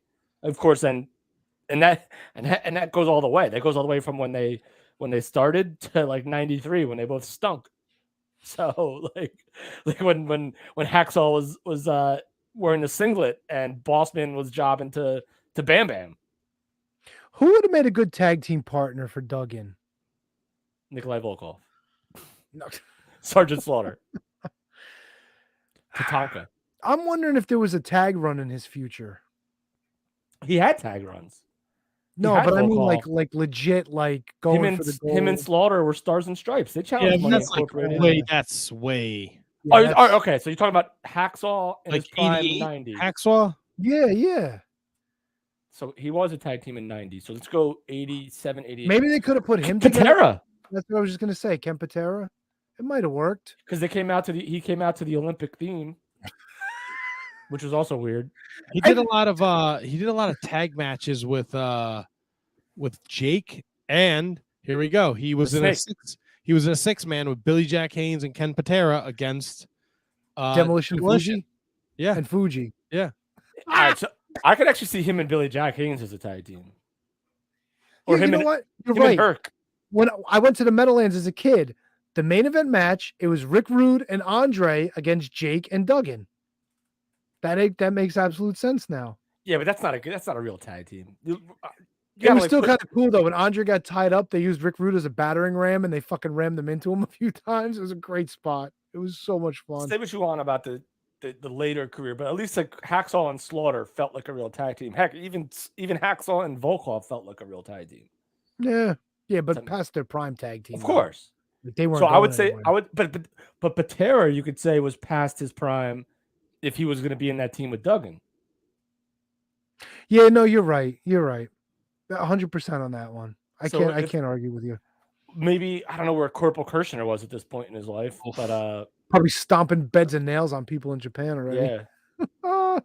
The first route you go is patriotic, right? So you think of who was like a patriotic guy. Yeah, but you don't. But you could also go like Mid-South or UWF, where. Oh my God! Could you imagine if DiBiase came in a year earlier and they were teaming up, the two of them? I could see that. Or Stan Hansen, Hacksaw and Stan Hansen. I was thinking more Hacksaw and Steve Williams. That would be, dude. Tell me, I guarantee you, at some point in his career, Hacksaw Or teamed even up with Matt all Bourne. these If Matt guys. Bourne was still around, Bourne and Duggan would have been awesome. What, dude? Boom! I got it. Uh-oh. Butch Reed. Oh, wow. You know what? I'm digging that. The Hacksaws. The Hacksaws. Bro. And then when it all falls apart, they have a battle for the Hacksaw name. Hacksaw on a pole match. Or a 2x4 on a pole match. Or whatever. A hacksaw or 2x4. A Hacksaw on a pole. Yeah, there you go. There it is. So we get the little blurb from Sam Houston, happy that he successfully defeated a referee in a match, and he couldn't wait to wrestle for the WWE. This promo was awesome. It was awesome. He couldn't wait. He was happier so than a pig in a poke. There you go. He was so happy to be there. And he tells us he did a hoedown on his behind. Come on. You know what really put this one over the top? The following video, the Honky Tonk Man. Come on. Now, Matt, you never saw this before. You were really disappointed by this? Look, I hate the Honky Tonk Man. I had the pile driver video as a took kid. a picture with him like an asshole. That's on you. I don't do AM radio, son. Oh. How'd y'all get Ricky Steamboat? Don't worry about it, dick nose. Matt, who do you hate more? Honky Tonk Man or Steve Lombardi? Whoa! It's only Steve Lombardi. Yeah, I think it's Steve Lombardi. Steve Lombardi or Charlie Haas? Steve Lombardi. Charlie Steve Haas. Lombardi or Ryback? Yeah, I don't think Charlie Haas is in that level yet. I'm I don't just think he's in throwing that names level out at there. all. I'm just throwing names out there. No, Jacques Rougeau is a good one. I hate him too. Jacques Rougeau or superstar Billy Graham? Ooh. Jacques Rougeau. Wow. My wife can handle herself. Don't worry about it. Beating up a fucking half a crippled steroid idiot. Is he dead yet? Is he dead? Did he die? No, he's still around. All right, knock on wood. He's still around. No, don't knock on wood. And as a matter of fact, the episode after this, he takes on Butch Reed. That's right. It all comes back, baby. Which is funny because was he still part of Hogan's team at this point? They make no mention of it. They didn't. And when they said Hogan's team, it was just Hogan and Bigelow. They didn't mention anybody else on the team. I think because Billy Graham was. No, they did. I think they did, Tony. I think. Did they mention Billy Graham though? No, they did not mention Billy Graham, but I think they mentioned Hogan's team because Hogan mentioned it in his promo. We got Paul Orndorff here, so we don't know we don't really know who. No, but he also said, and the rest of the team. He said, you got Orndorff, you got Bam Bam, and the rest of the team. And then he just stops. That was it. Yeah. Holy shit! Even Hogan was hedging his bets. Yeah, so we had no idea. God. So Matt, opinions, Honky Tonk Man video.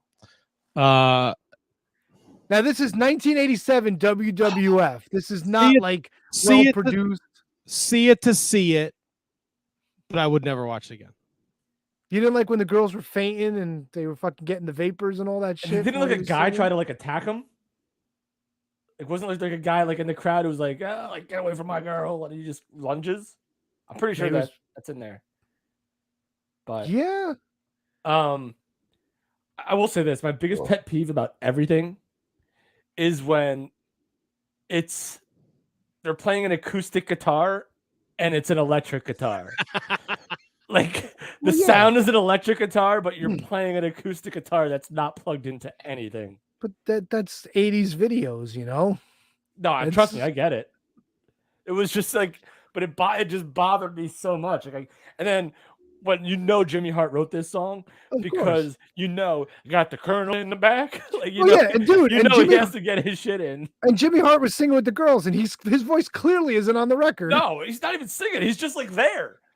The best is when they would do shit like the ba ba ba ba ba ba, and they would show him skipping, or when the guitars wiggle really riffing, and they show his ass shaking, and out of nowhere he goes, "It's Honky Tonk Mania on a while." God,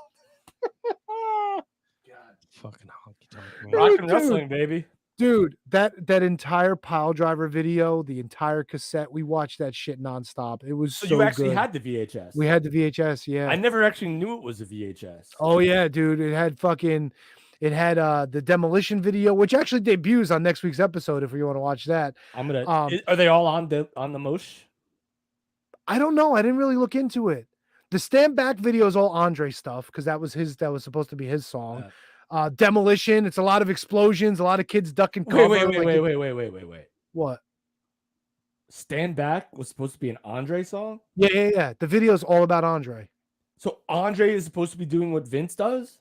Well, the song is supposed to be about Andre, but it's more about Vince. Like it's more of Vince's song. Okay, so Andre was never supposed to sing the song. No. It was always Vince singing, but the video and the song itself was supposed to be about Andre, like like how he's big and everybody's got to stand back when he.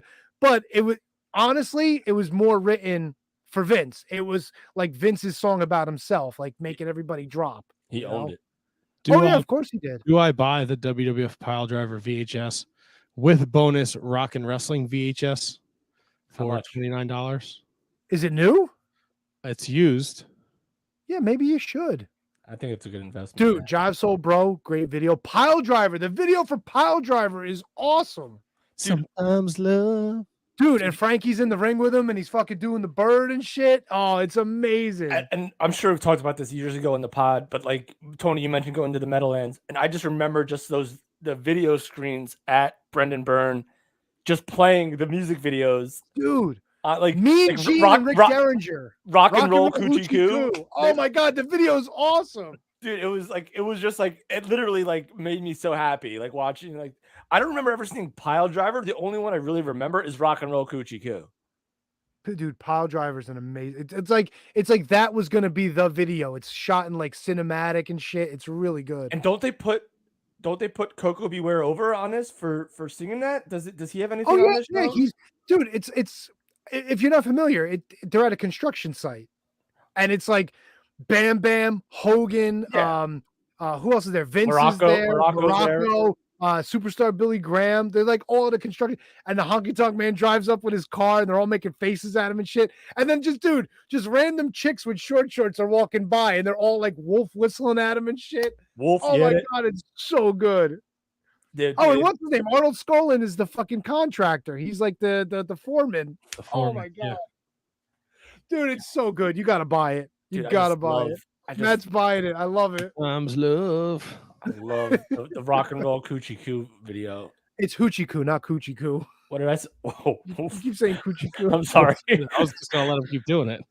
No, I don't want to. What is it like? Right. No, it's Hoochie Coo. Yeah. All right, yeah. Like Coochie Coo is like what you do to like a 2-year-old. Like Coochie Coo. That's what I thought it was. No, it's not. Matt loves it. So wait, what's the difference? So what's Hoochie Coo? I guess you're cooing the hoochie. What is? Did not expect Hoochie. that response. Oh, brother. Rock and roll. Okay, so while Matt's looking that up, now Kev, you said you had never seen the main event before. I'm sure I have, but I just didn't have it. I didn't have a good recall of it. Gotcha, Matt. How about you? Have you seen the main event before? Yes, I have. Was it exactly how you remembered? I think I enjoyed it more now. It's such a great match. It really is. And I like the pre-show, the pre-match promo for the Hart Foundation, where you actually see like Jimmy Evil Neidhart saying something other than "Yeah, baby." Yeah, like he actually said stuff. And they were pissed that they had to like defend their titles on Superstars. They were not happy about it. Yeah. Hoochie Coo is a catch-all term to describe several sexual provocative belly dance like dancings from the mid to late 1800s. There you go. Also spelled hoochie coochie. Oh, that's like Charo. Charo used to say that. Hoochie coochie, no? No, she said coochie coochie. Wait, is coochie a bad word? Am I not supposed to say that? It's your cooch. Yeah. Are you allowed to? I mean, you can say whatever you want. That's true. Should you say coochie? Is that? I'll say it. Coochie. Coochie. Pop that coochie. Yeah. Oh, pop that's that right. There. Oh, coochie, yeah. So it is a baby. bad word. Pop I that got you. coochie. Yeah. Actually, it's not a bad word. That's the clean version of the Two Live Crew song that got That's radio right. play. Because we're not going to say the other one. What, pussy? Pop that pussy. Hey, Tony is pop hurt. that pussy, baby. Are you taking a picture of me dancing? Tony, how many twisted teas have you had tonight? None. I'm high on life, kid. That's right. What is this? What is Matt doing? What are you doing? You get us kicked off YouTube? What? Coochie. Oh, Cocoon Cayon? That is how Google says coochie. Fucking Miko Maestro over here. Cacayun. Cayon. Hey, why don't you have me back on It's your an American podcast? term often used as a cute or slang word for a vagina. There you go. It has also been used as slang descriptor in relation to a belly dance and related types of movement. Well, there you go. That's what I meant. That's the Y'all part. learned something today on the Shining Wizards. Where's your coochie? Miko Maestro wants to know. Oh, there no, you go. no. Speculum that shit. Oh, Jesus Christ. It's not good for Miko.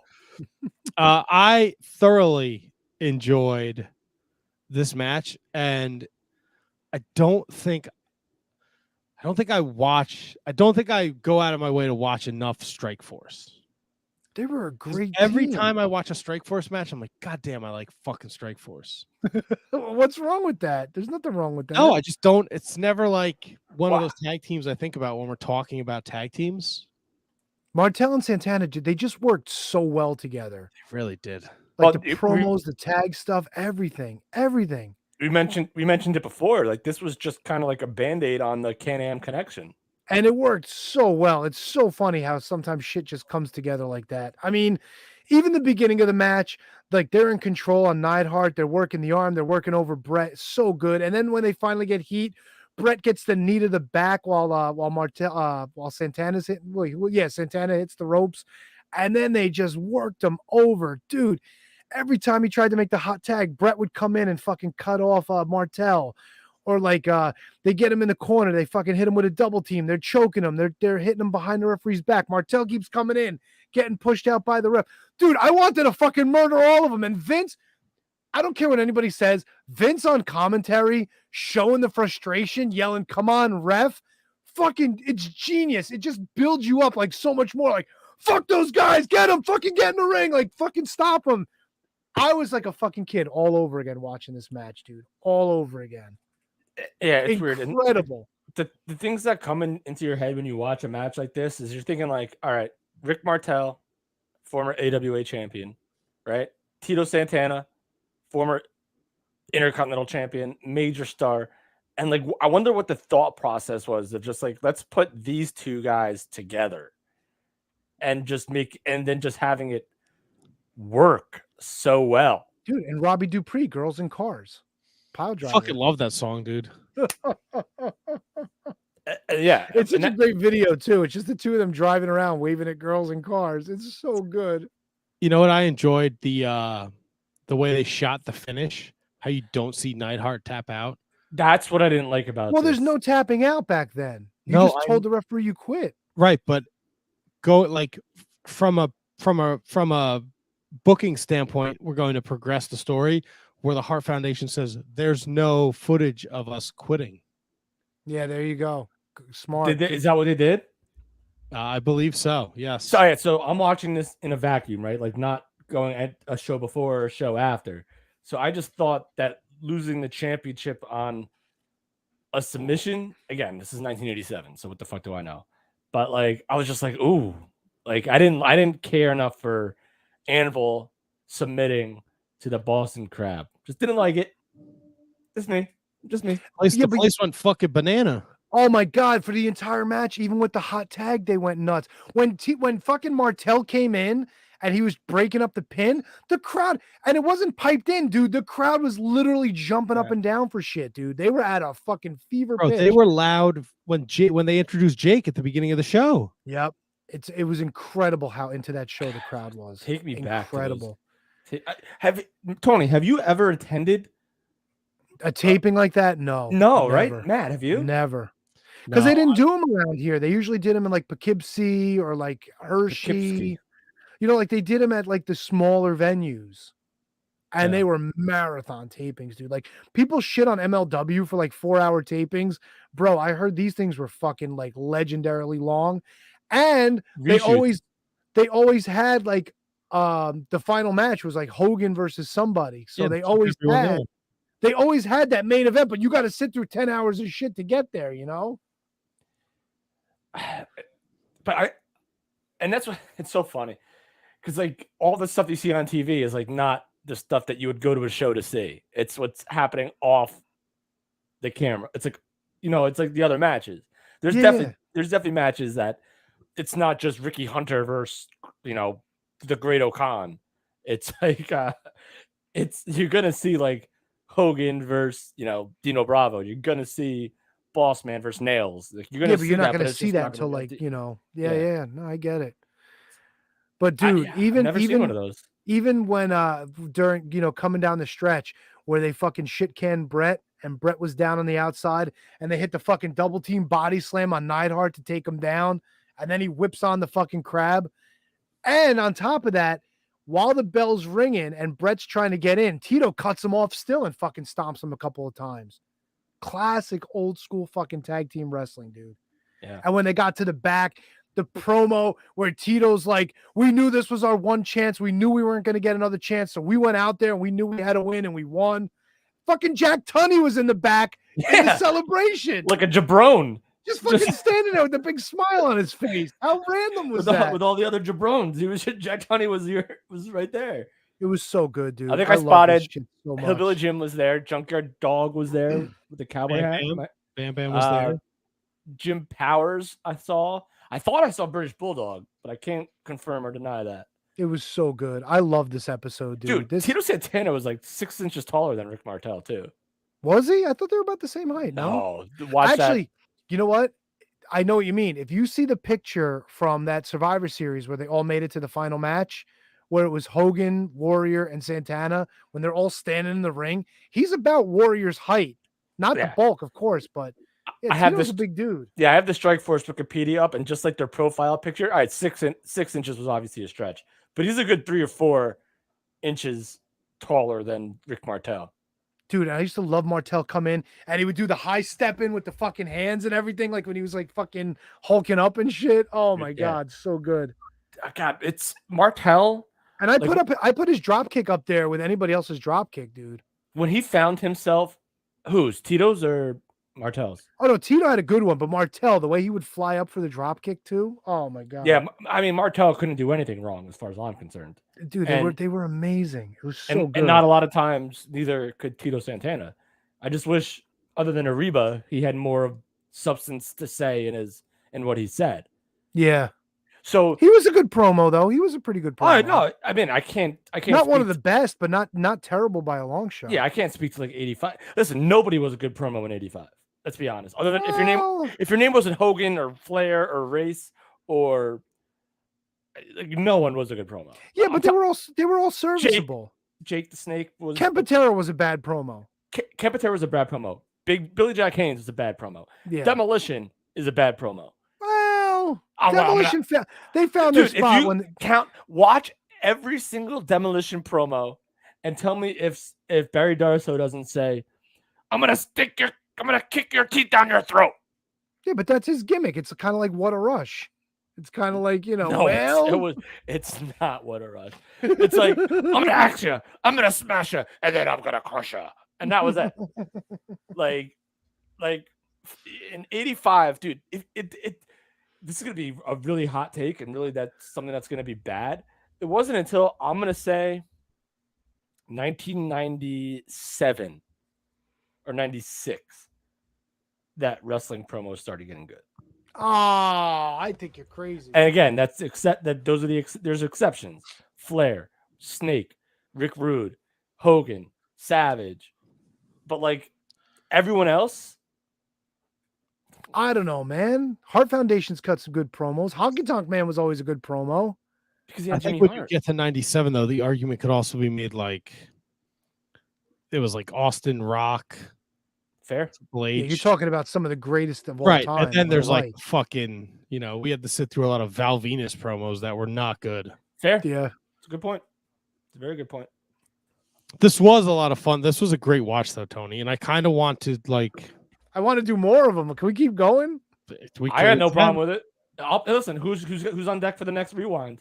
It doesn't matter. It's whoever comes up with something that we all want to watch. That's all it is. Do you want to do the next? What was the next show? November 14th.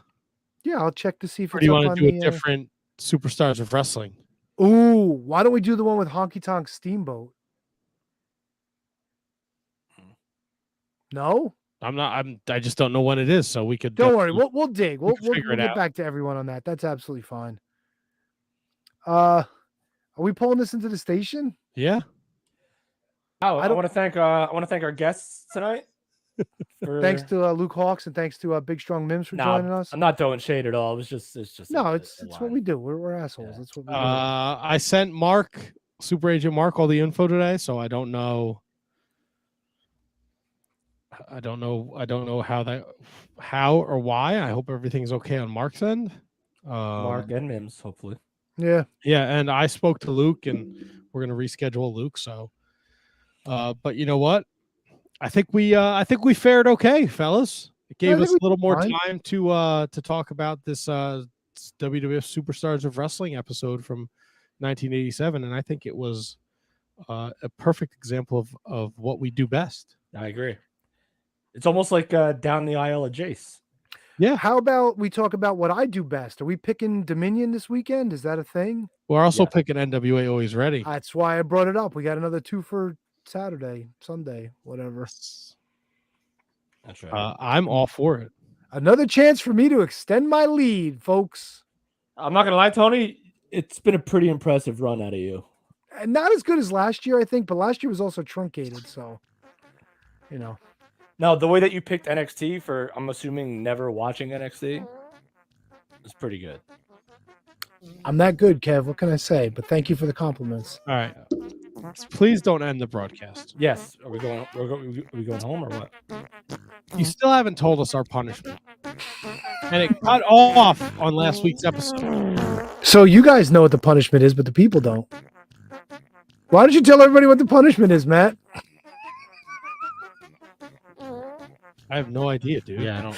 I'm not cutting it off. But you weren't listening? I said it last week.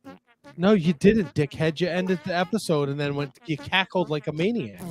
No, after the show ended, I was still talking. I didn't expect it to end. What are you talking about? And then I realized it ended. I was laughing because we didn't say it. Such a liar. Follow us on Twitter, Instagram, TikTok, Facebook, and Twitch TV. Search @Wizards Podcast everywhere. Buy our shirts, ProWrestlingTees.com/Shining Wizards. Why are you rushing the finish? Why aren't I'm you not mad? rushing. I'm doing the what's going plugs on? because you're doing bullshit. That's all. I'm not doing bullshit. I want to know what our punishment is. Okay, so when's the 600th episode?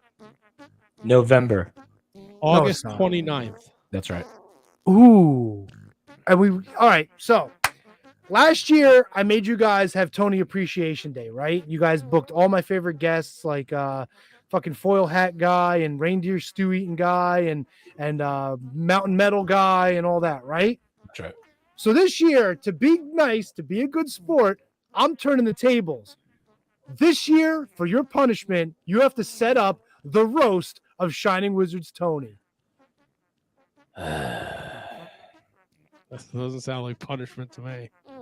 No, I want to give you guys an opportunity because I feel every week is a roast of Shining. But I Wizards feel like Tony. because I kick your asses every year in the picks that I should give you guys a little comeuppance, right? I mean, come on. Yeah, but that's.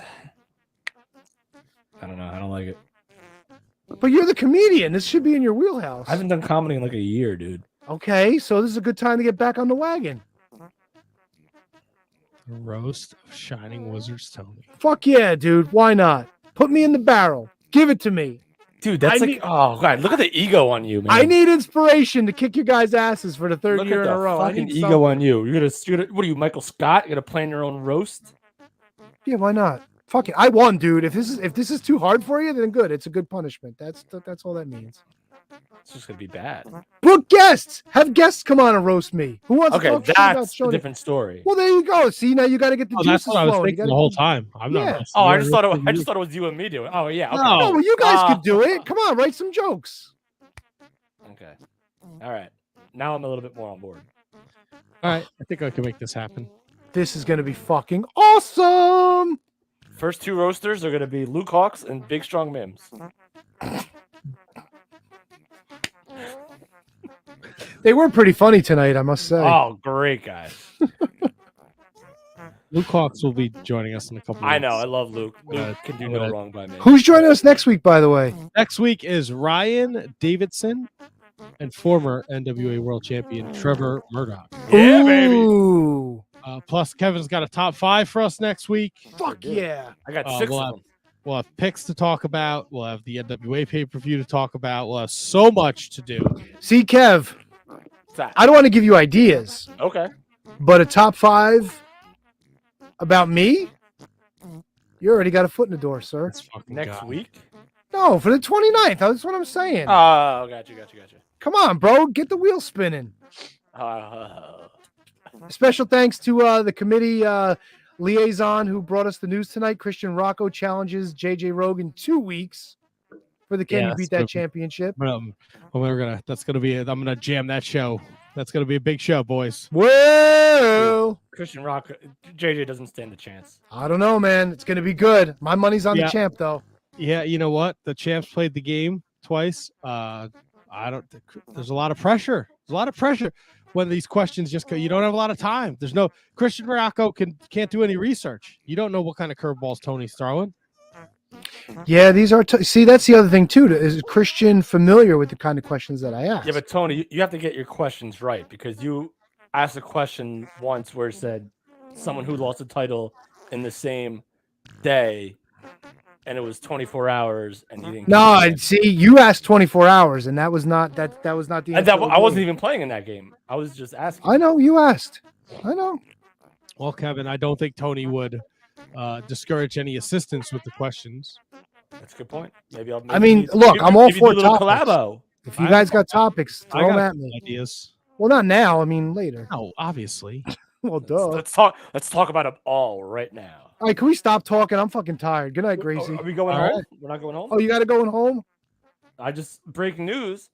WWE just announced that John Cena will return to Monday Night Raw on June 27th. The theme will be the show to celebrate John Cena's 20-year anniversary. Oh, great. 20 years of Cena, baby.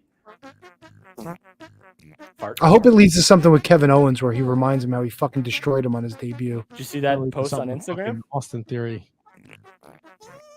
Oh no. Oh, no. U.S. Open Challenge? John Can we say Cena. goodbye? Thought we were. All right, goodbye, everybody. Thanks for joining We'll be us. back next week with another humdinger of an episode.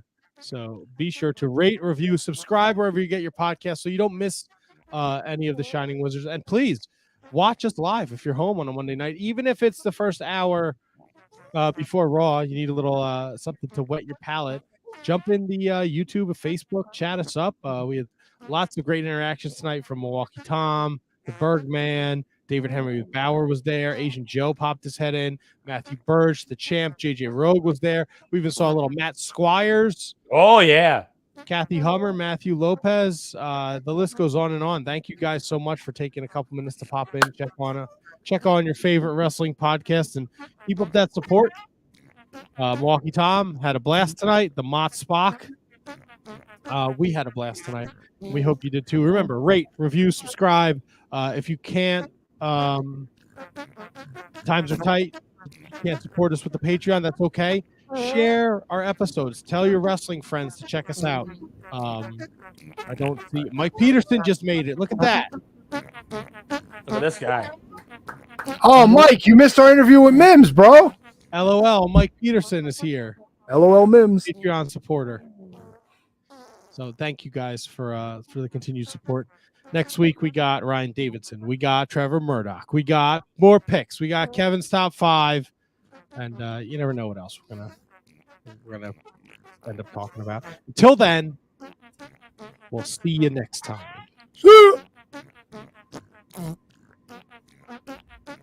I gotta find the stupid thing.